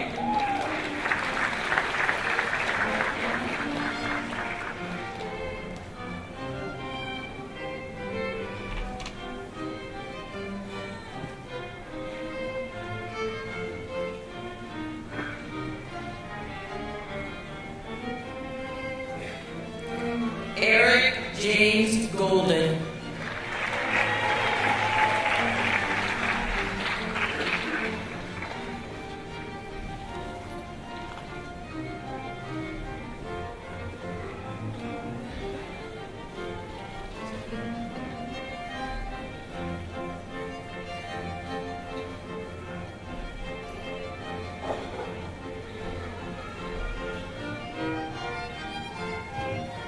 Nicole Ann Gramlich.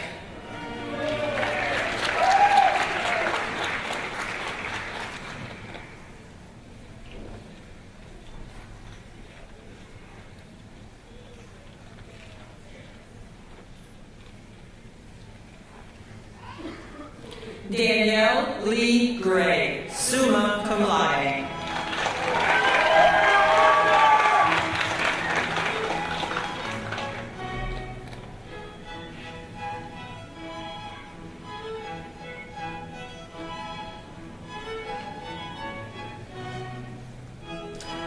Emmanuel Yamane Patu.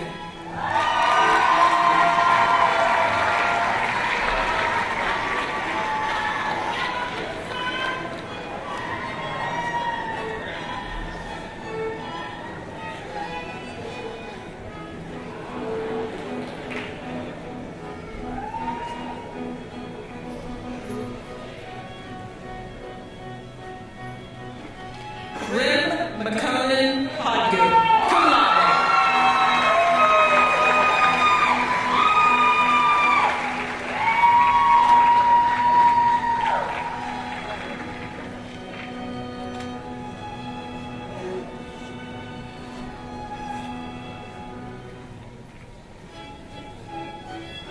Philip Hahn.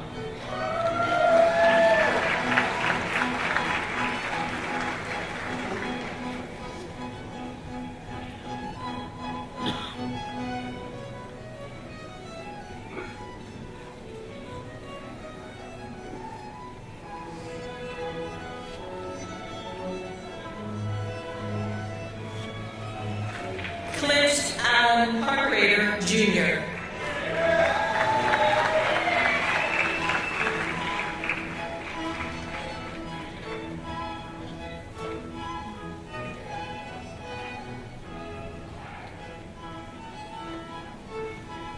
Andre Clifford Harvey.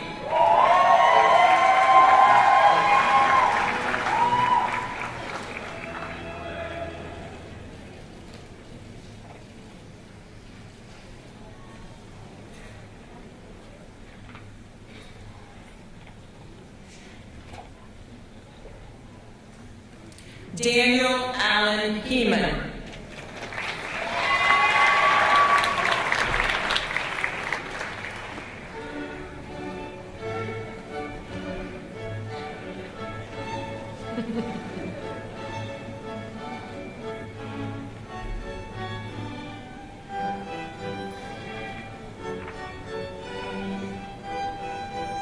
Mark Hofflick, cum laude.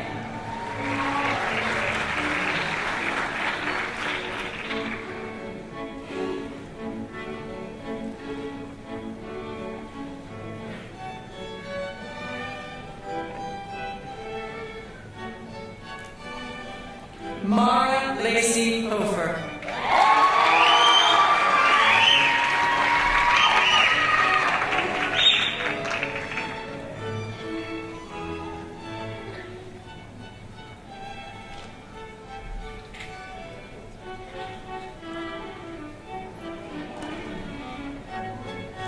Elizabeth Anna Holtman.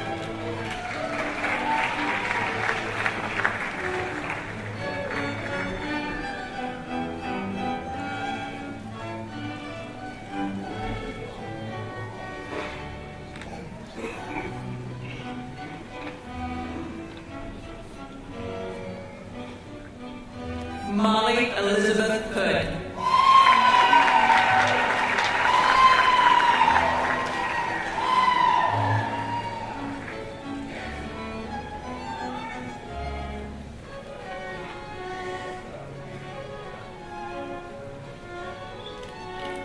Megan Marie Horvath.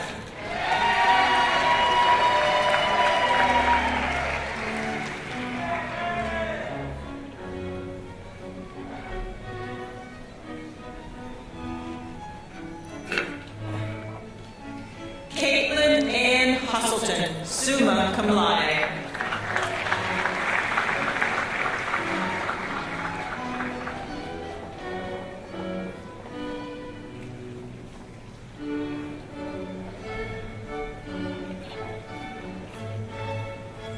John Catherine Hunter, summa cum laude.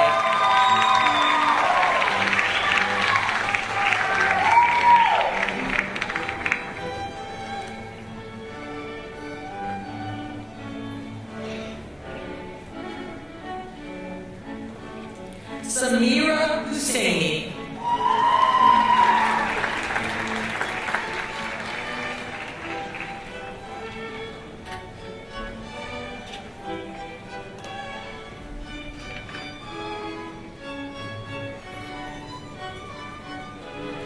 Jessie Neha Wang.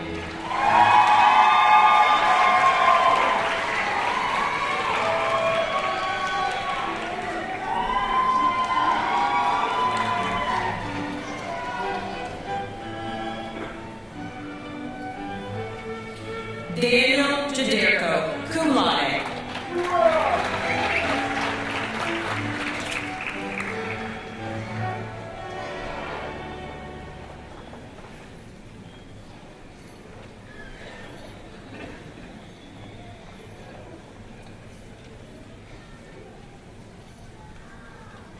Stephanie Elizabeth Jaderko.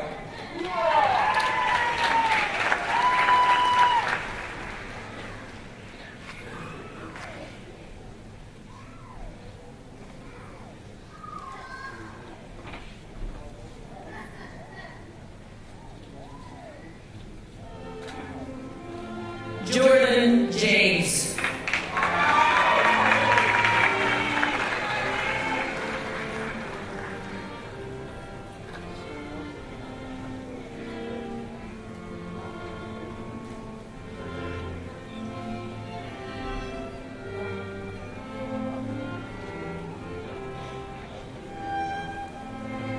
Morgan Elizabeth Jones, cum laude.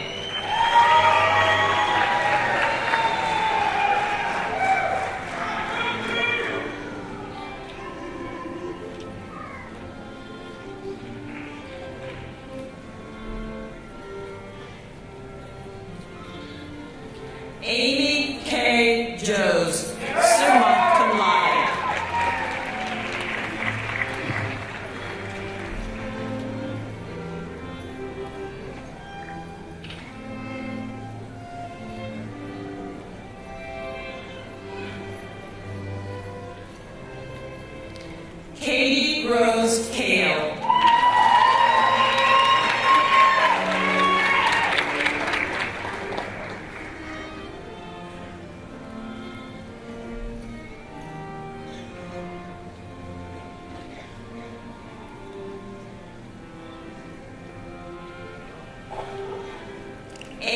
Rosenketter Kennedy.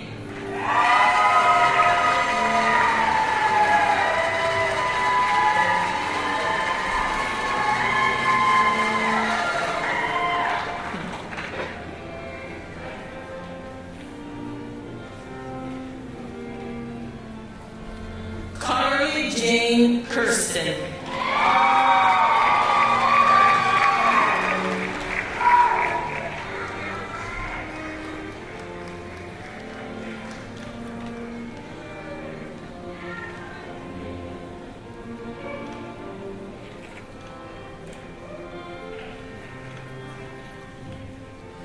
Do-Young Kim.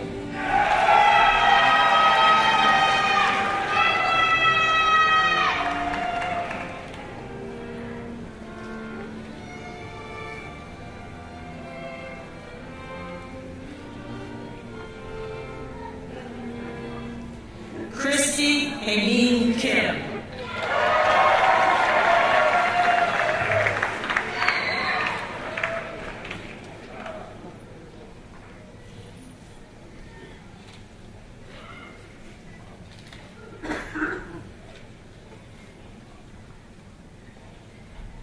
Lindsay Ray Kolb.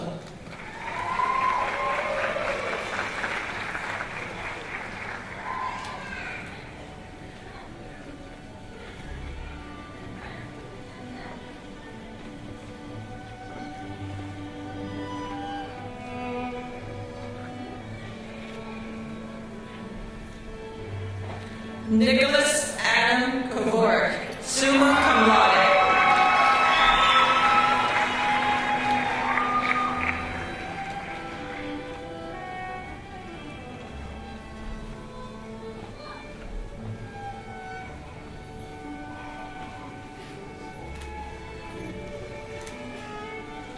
Caitlin Ruth LeBou, magna cum laude.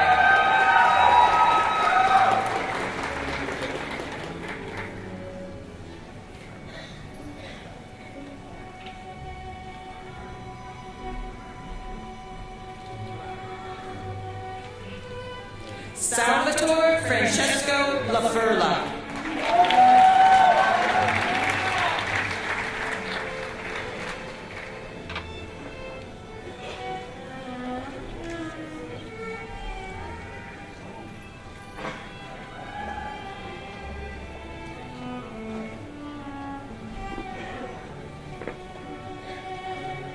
Kevin Lee.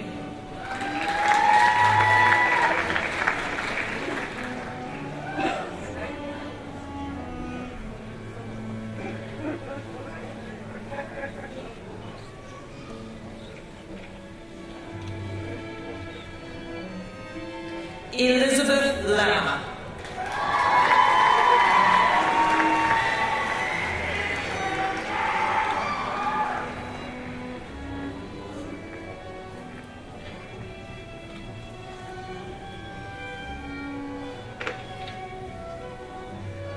James Henry Lighty.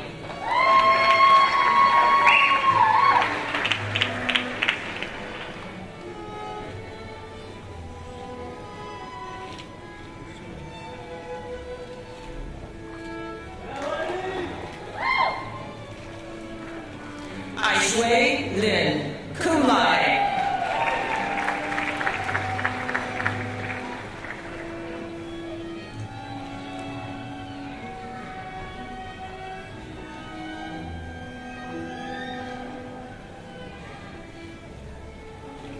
Alana Ray Little, summa cum laude.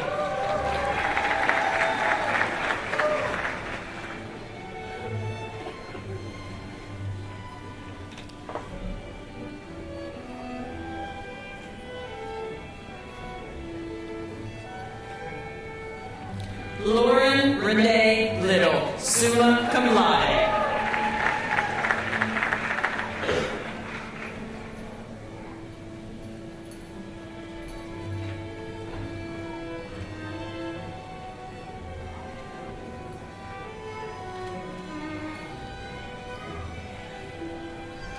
Christopher David Lofke, cum laude.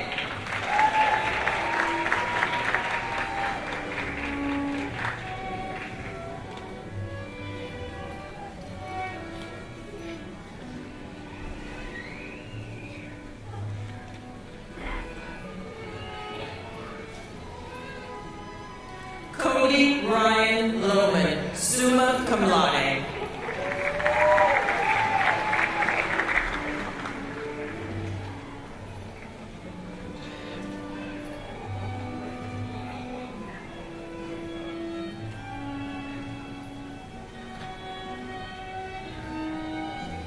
Emily Rose Love.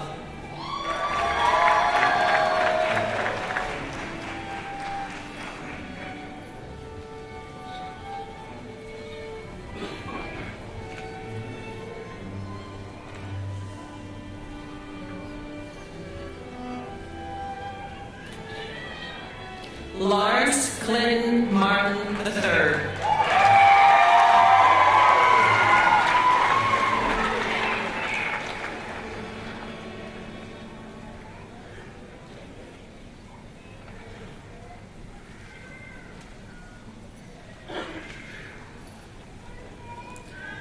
Christina Diane Masdra, magna cum laude.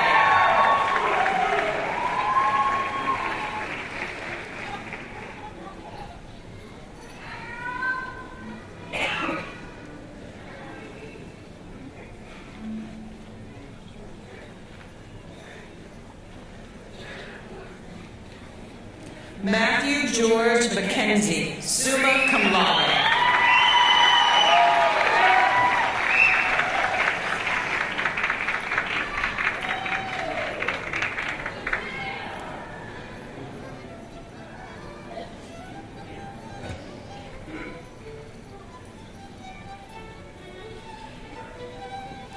Jessica Ray Merlot, summa cum laude.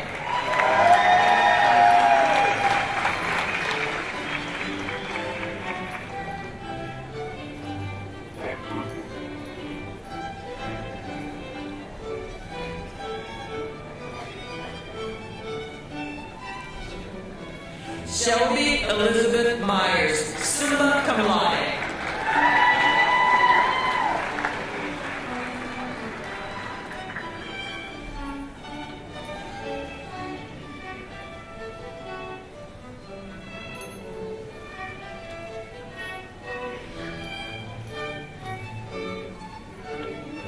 Samuel Richard Mikovich, summa cum laude.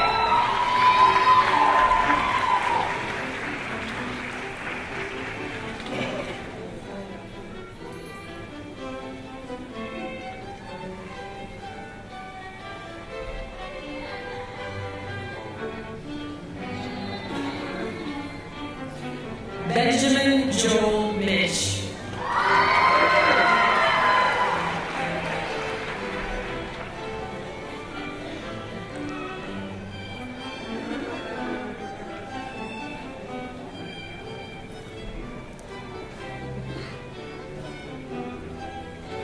Caitlin Marie Minnick.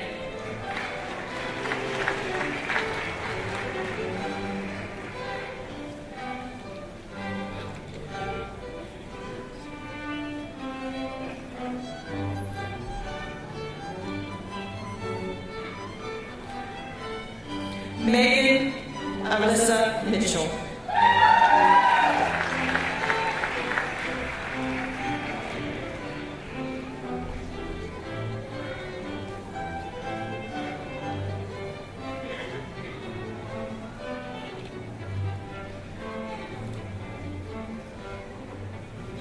Nathan Lee Mooring.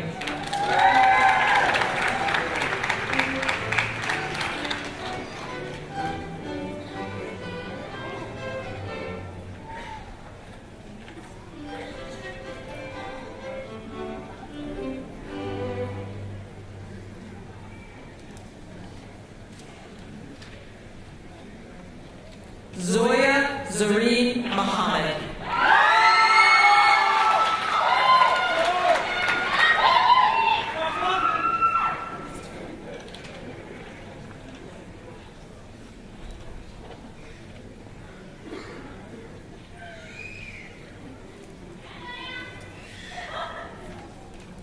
Brianne Nicole Moore.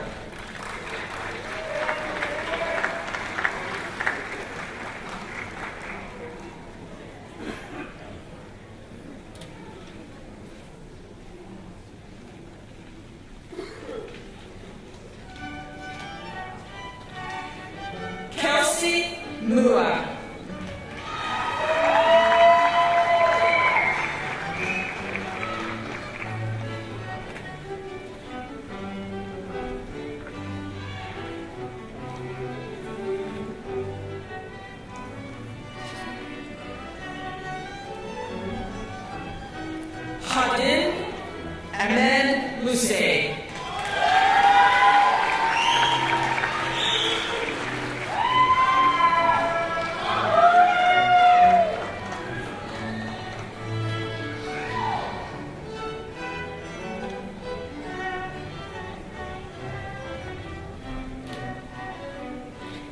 Brittany Christine Miller.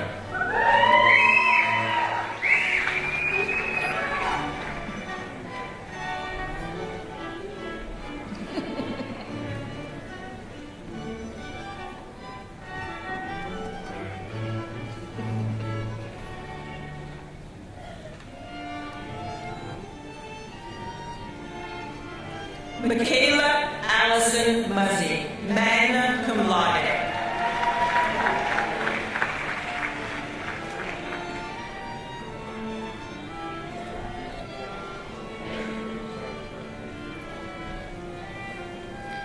Brittany Nicole Nauman.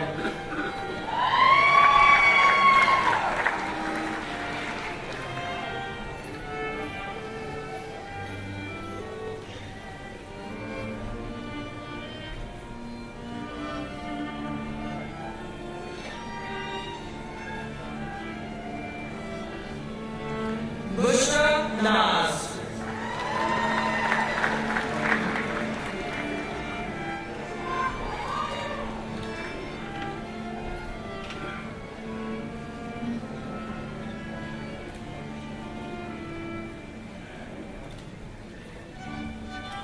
Lana Nguyen.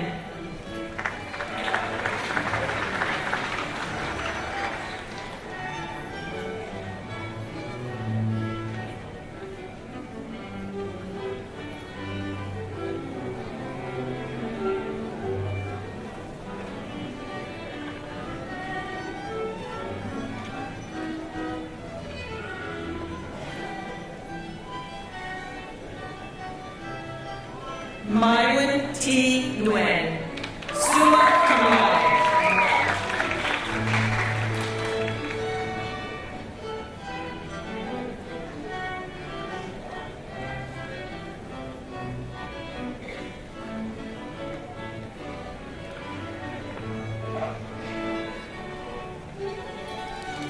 Noire Stephanie Nguyen, summa cum laude.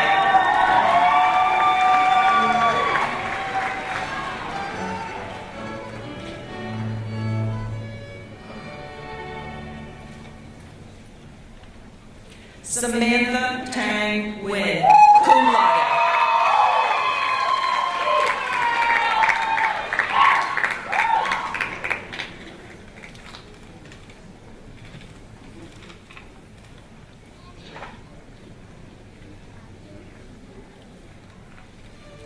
Talis Wynn Bricks, cum laude.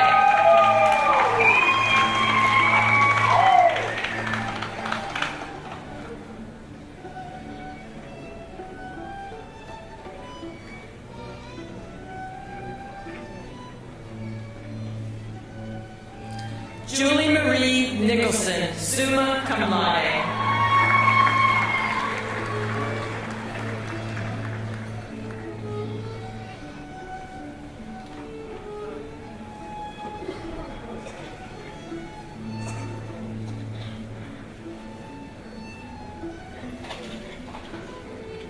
Benjamin Nord.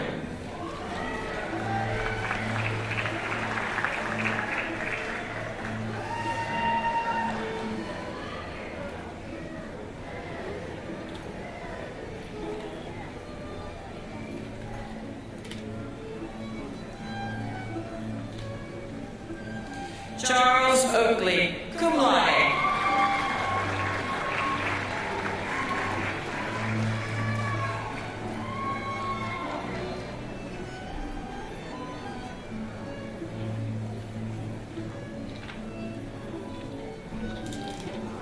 Oluwatoyosi Olayinka, magna cum laude.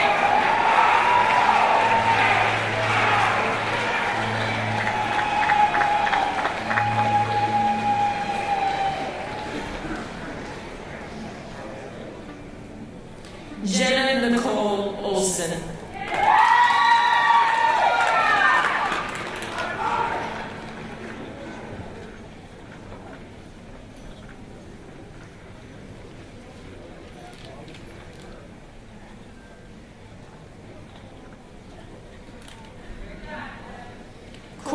Christine Opolka.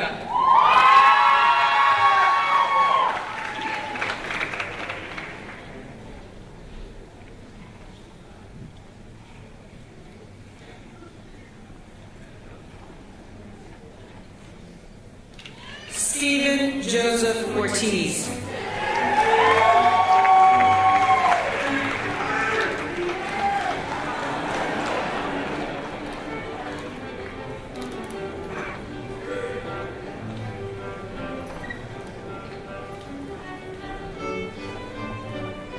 Ronnie Page Jr.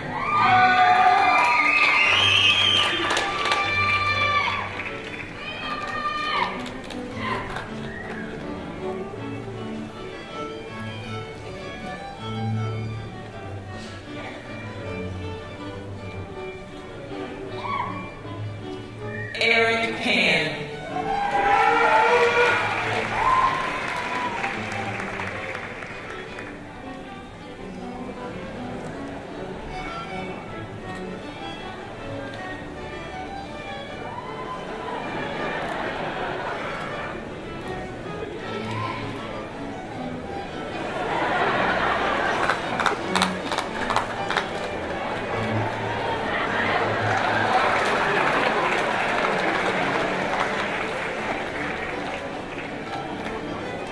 Brian Matthew Hanke, summa cum laude.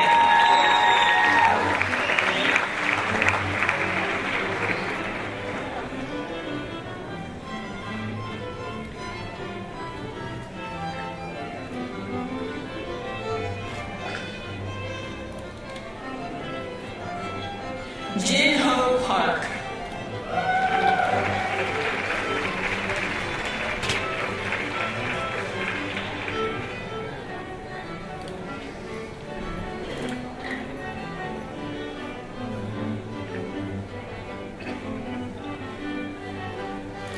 Jeffrey Emmanuel Pascal.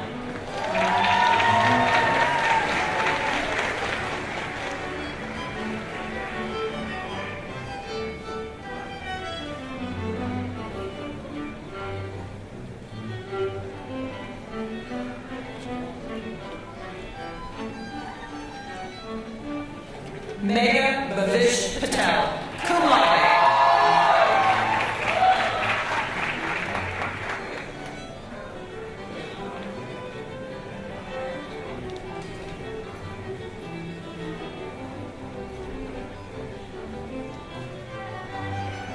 Sagar Patel.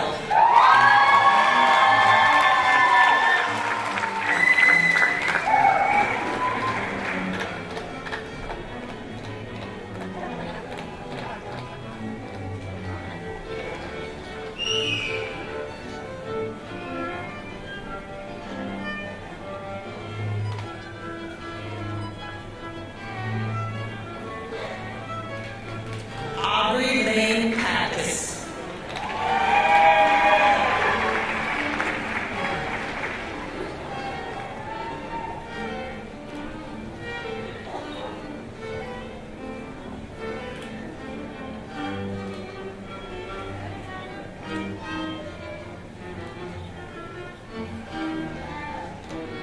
Stephanie Tucker Hadlaw, summa cum laude.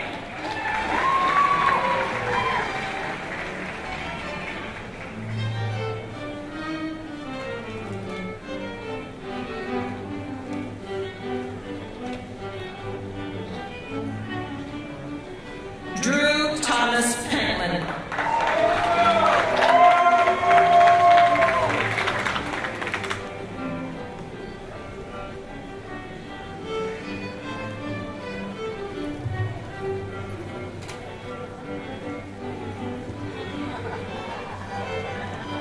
Stephen Mann, summa cum laude.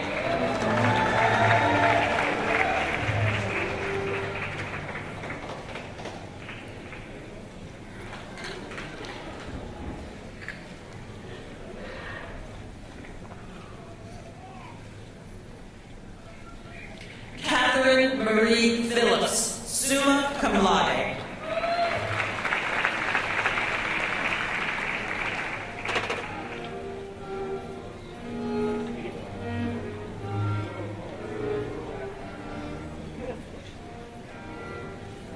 Trent Vincent Podner.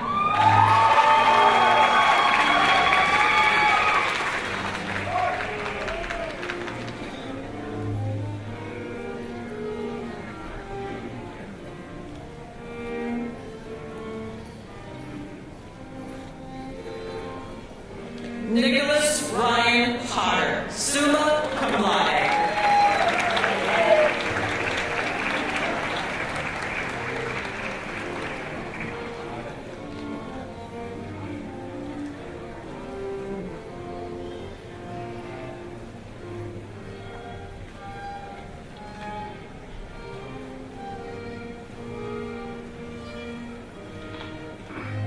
Shravan Avari Prasad.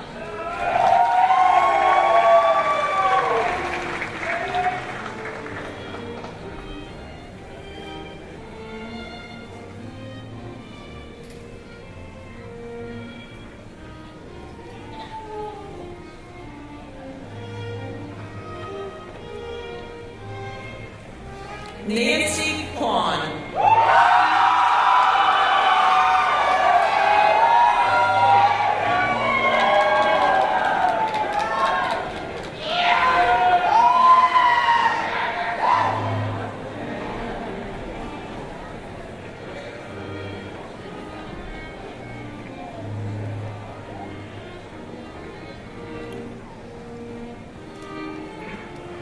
Joseph M. Rabel, cum laude.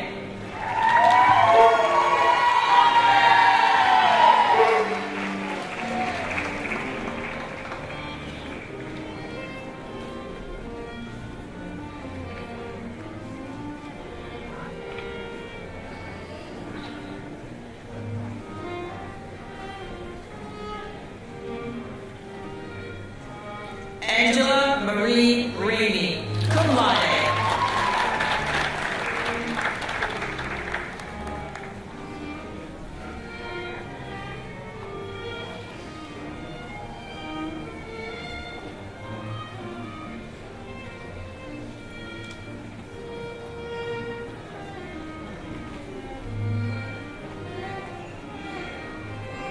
Sabina Rahman Raza, magna cum laude.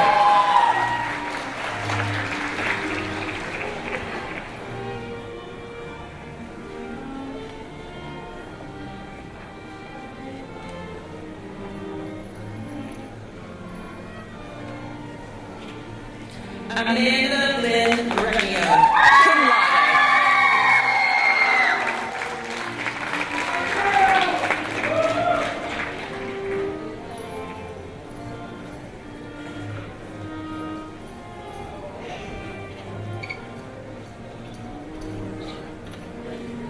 Miriam Raymond, cum laude.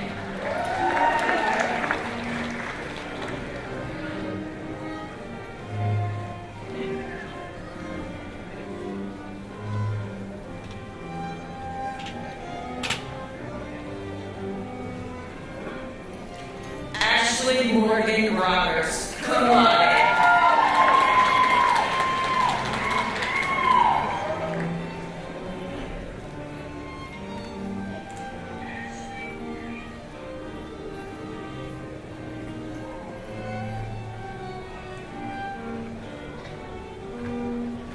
Catherine Page Robinson.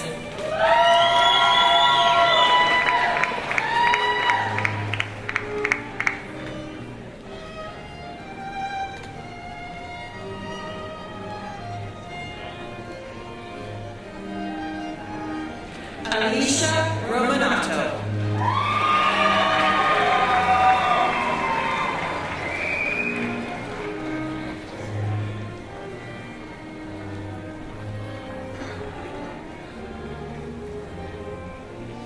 Ashley Marie Rose, cum laude.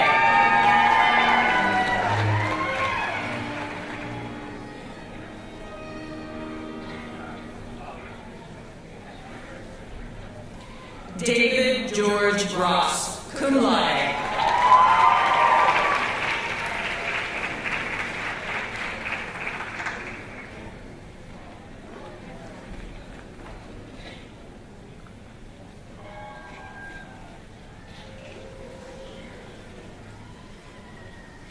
Dalton Roundon.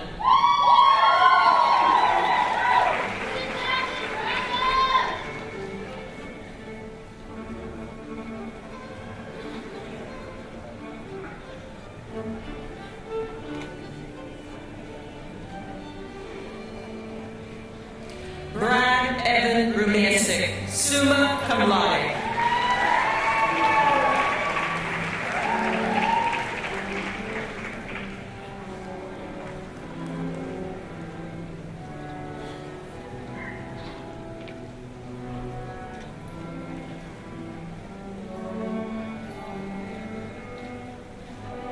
Sakina Saida Sadudi.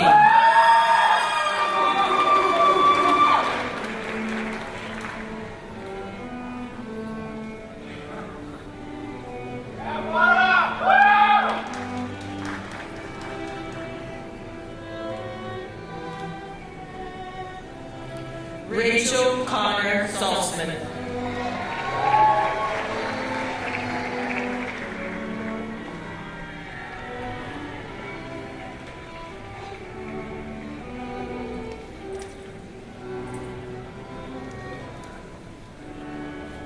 Sarah Ann Samuel, cum laude.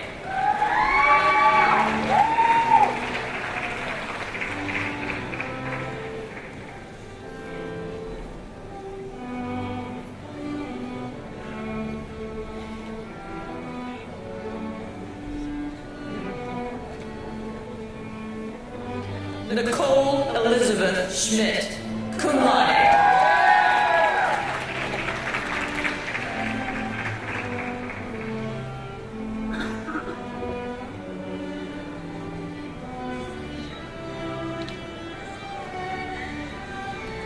Brianna Claire Schutte.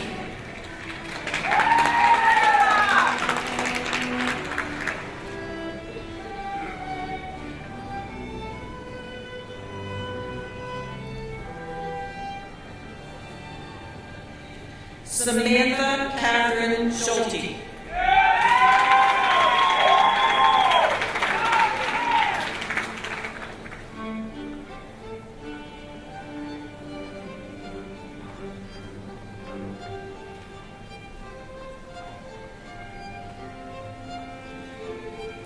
Courtney Lynn Simeo, magna cum laude.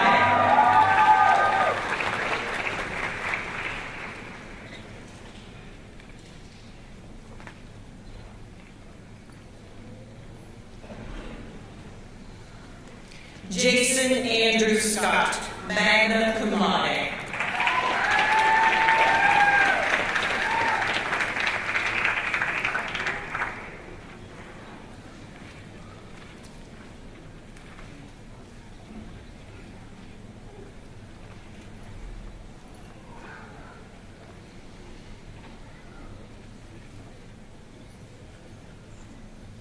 Laura Marie Sire, magna cum laude.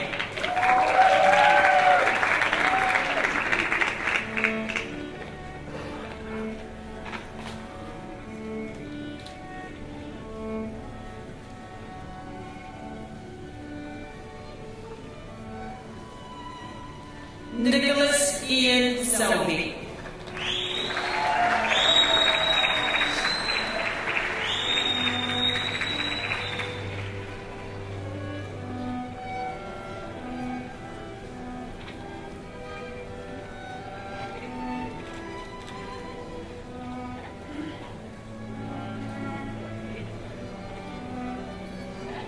Matthew Simonidis.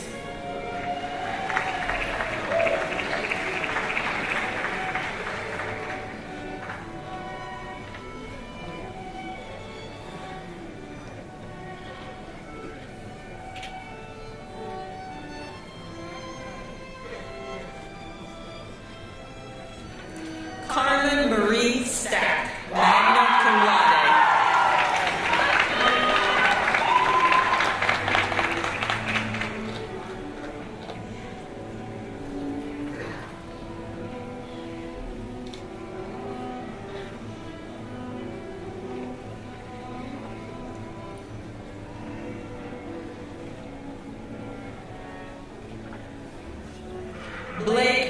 Patrick Stiegel, magna cum laude.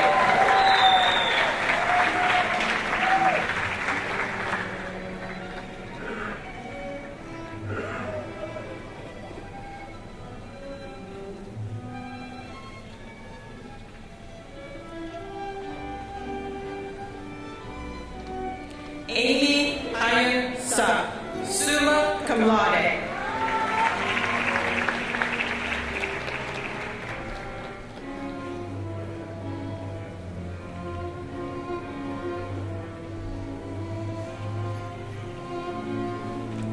Eric Suck.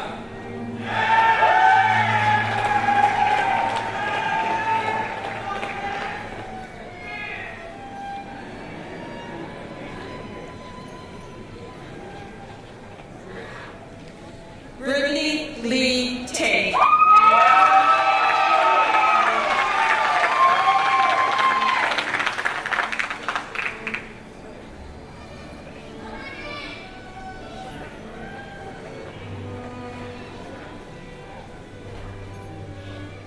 Stephanie Marin Thurhill.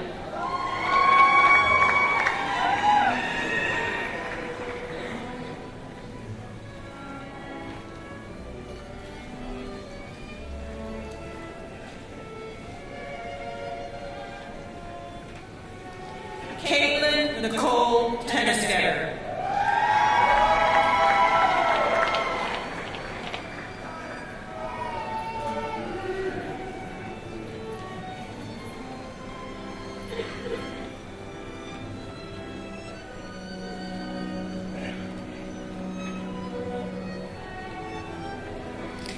Kelsey Elena Toller, summa cum laude.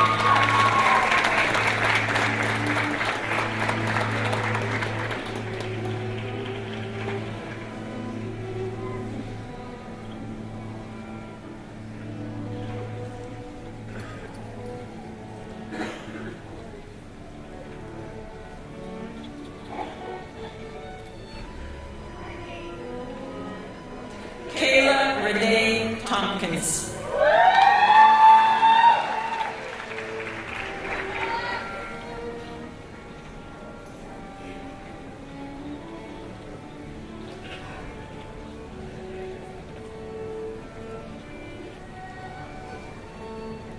Katie Toothaker.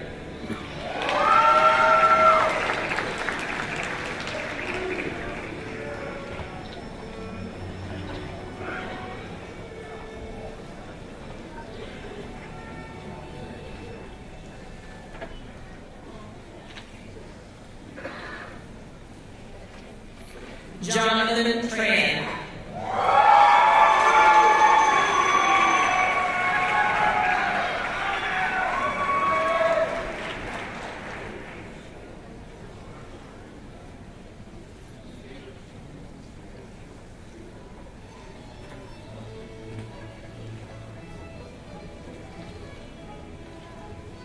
Leanne Tran.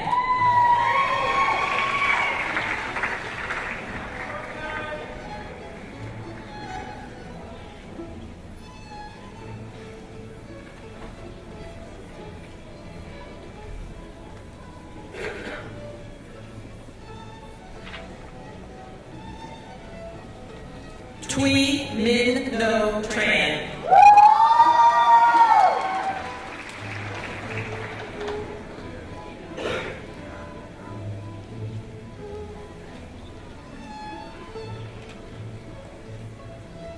Yen Tran, cum laude.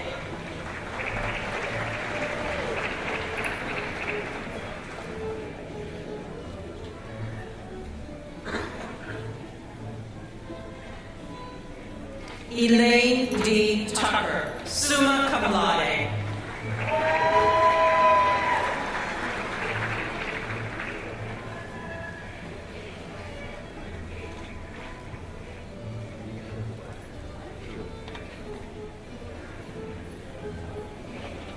Gajenchukwu Uzendu, cum laude.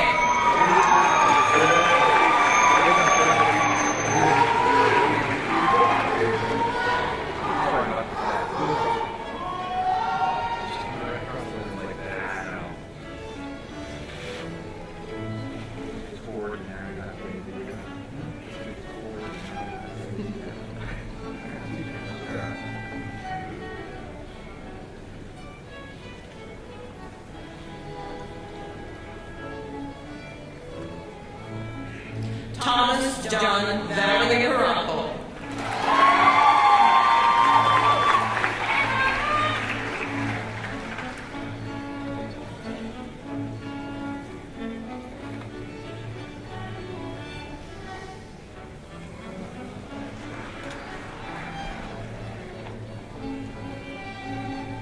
Dana Nicole Vance.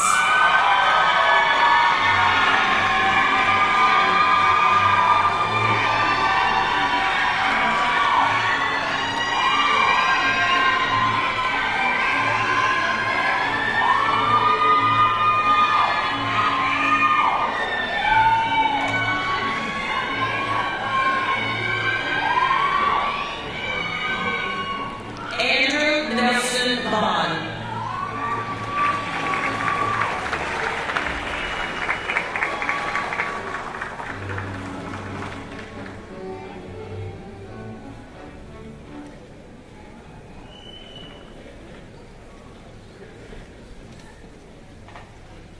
Nicholas Victor Veerling, magna cum laude.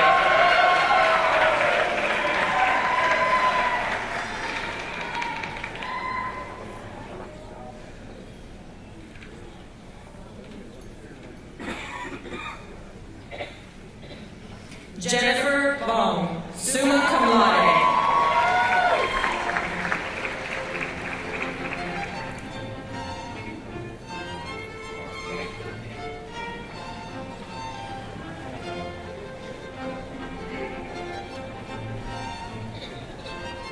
Neil Vora, cum laude.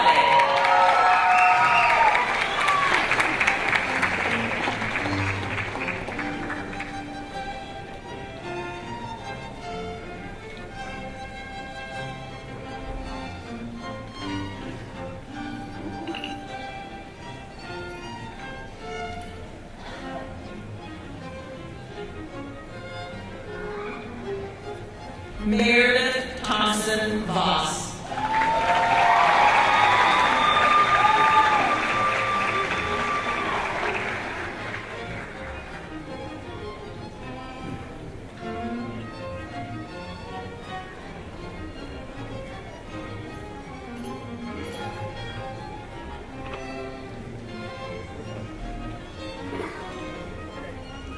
James Ryan Wade.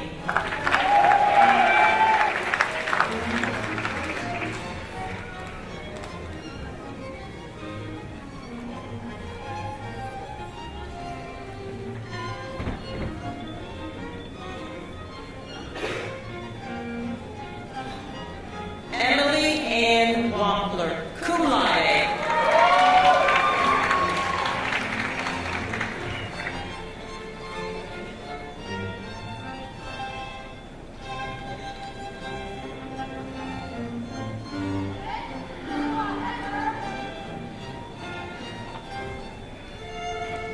Joshua Adam Wampler, cum laude.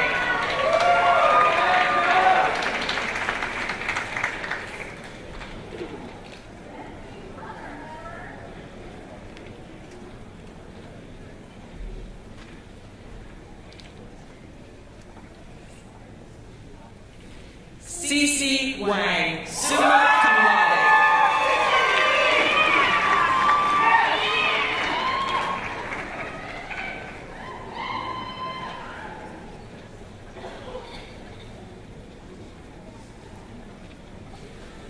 Clinton E. Washington, cum laude.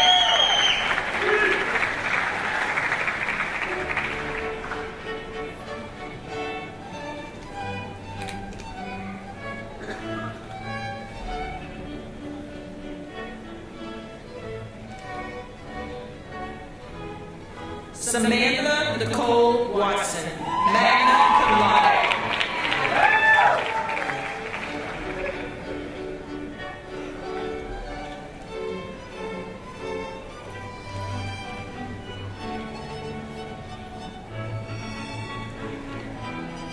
Trey Jeffrey Weishart.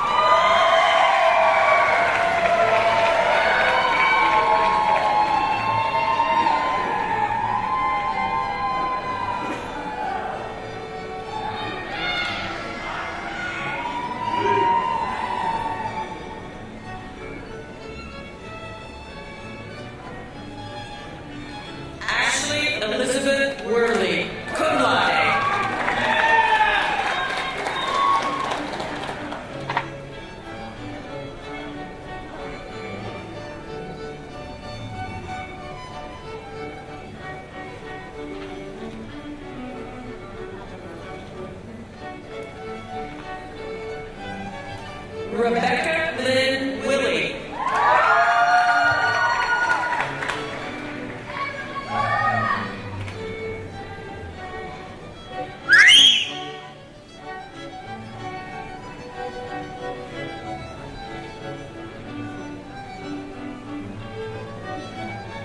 Abigail Jean Williams, cum laude.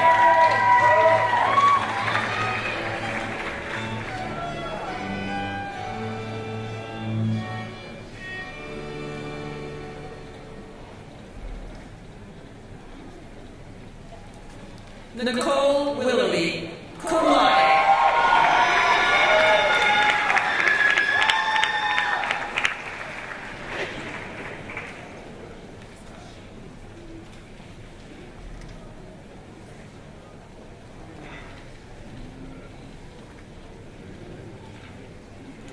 Yannick Long.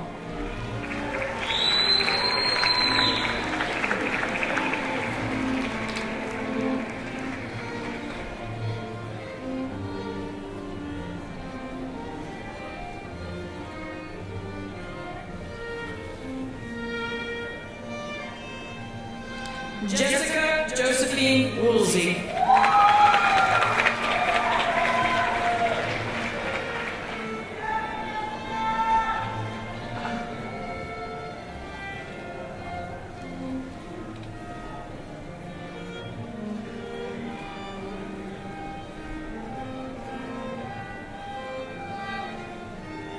Saeed Mohammed Zaidi.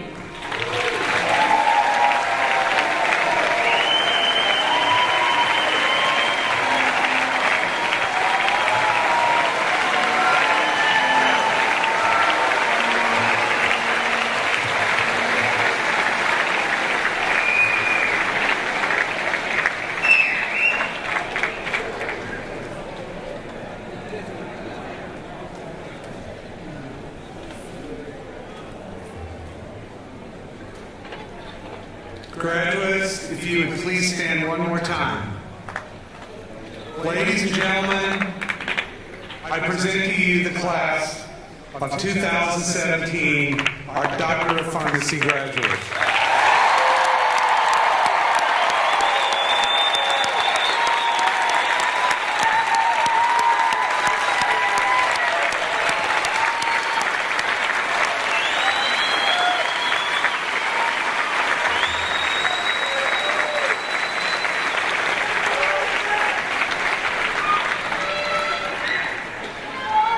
Graduates, please remain standing as Todd Evers, class of 1987, and Secretary of our Board of Trustees, and past President and past Chair of the Board of the Illinois Pharmacists Association, comes forward to lead the oath of a pharmacist.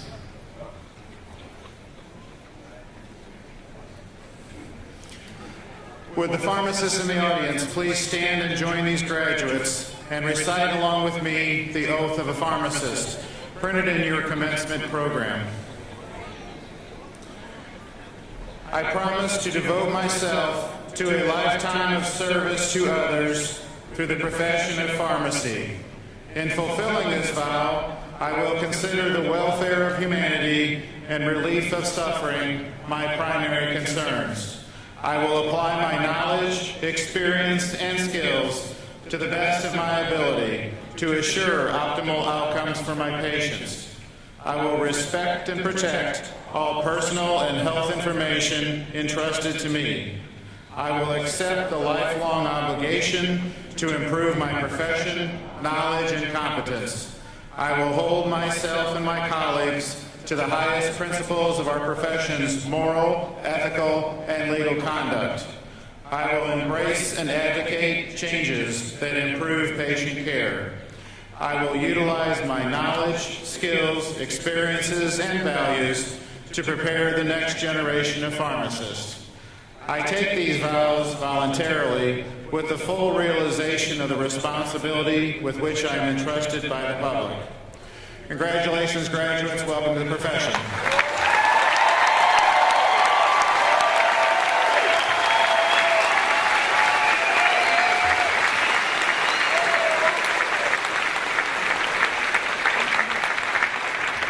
You may be seated. We're 2 minutes from closing time here. As we close today, there's another group of individuals who should be recognized today, and that is all of you who are seated in the audience. Parents, spouses, children, relatives, friends of our graduates. You have all worked hard to see this day come true, and I know how much it means to all of you.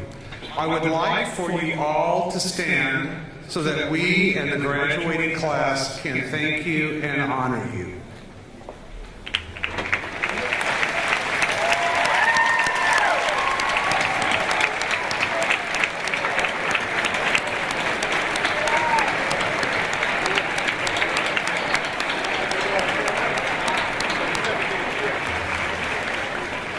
Thank you so much.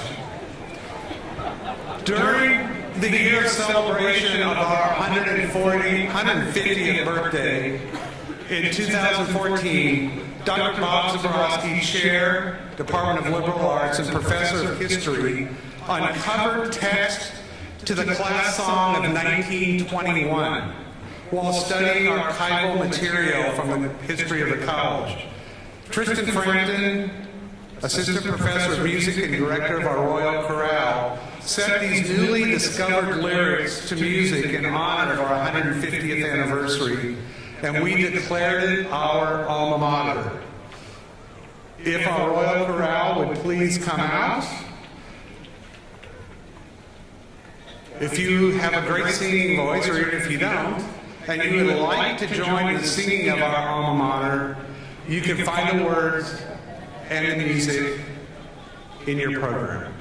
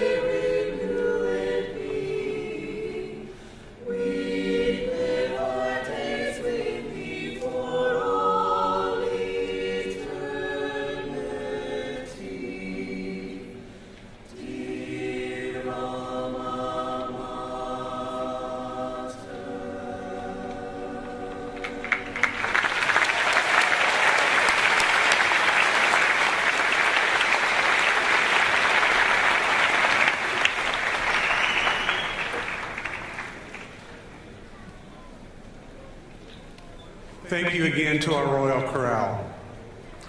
My final words to you, class of 2017, are from that famous Irish blessing. May the road rise up to meet you. May the wind be always at your back. May the sun shine warm upon your face. The rains fall soft upon your fields. And until we meet again, may God hold you in the palm of his hand. May green be the grass you walk on. May blue be the skies above you. May pure be the joys that surround you. May true be the hearts that love you. That concludes our program today. Congratulations.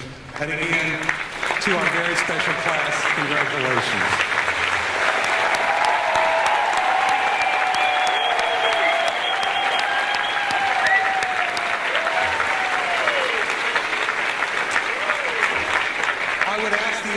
To remain seated until the academic recessional has been completed. Thank you all for coming, and congratulations again, Doctor of Pharmacy graduates, class of 2017.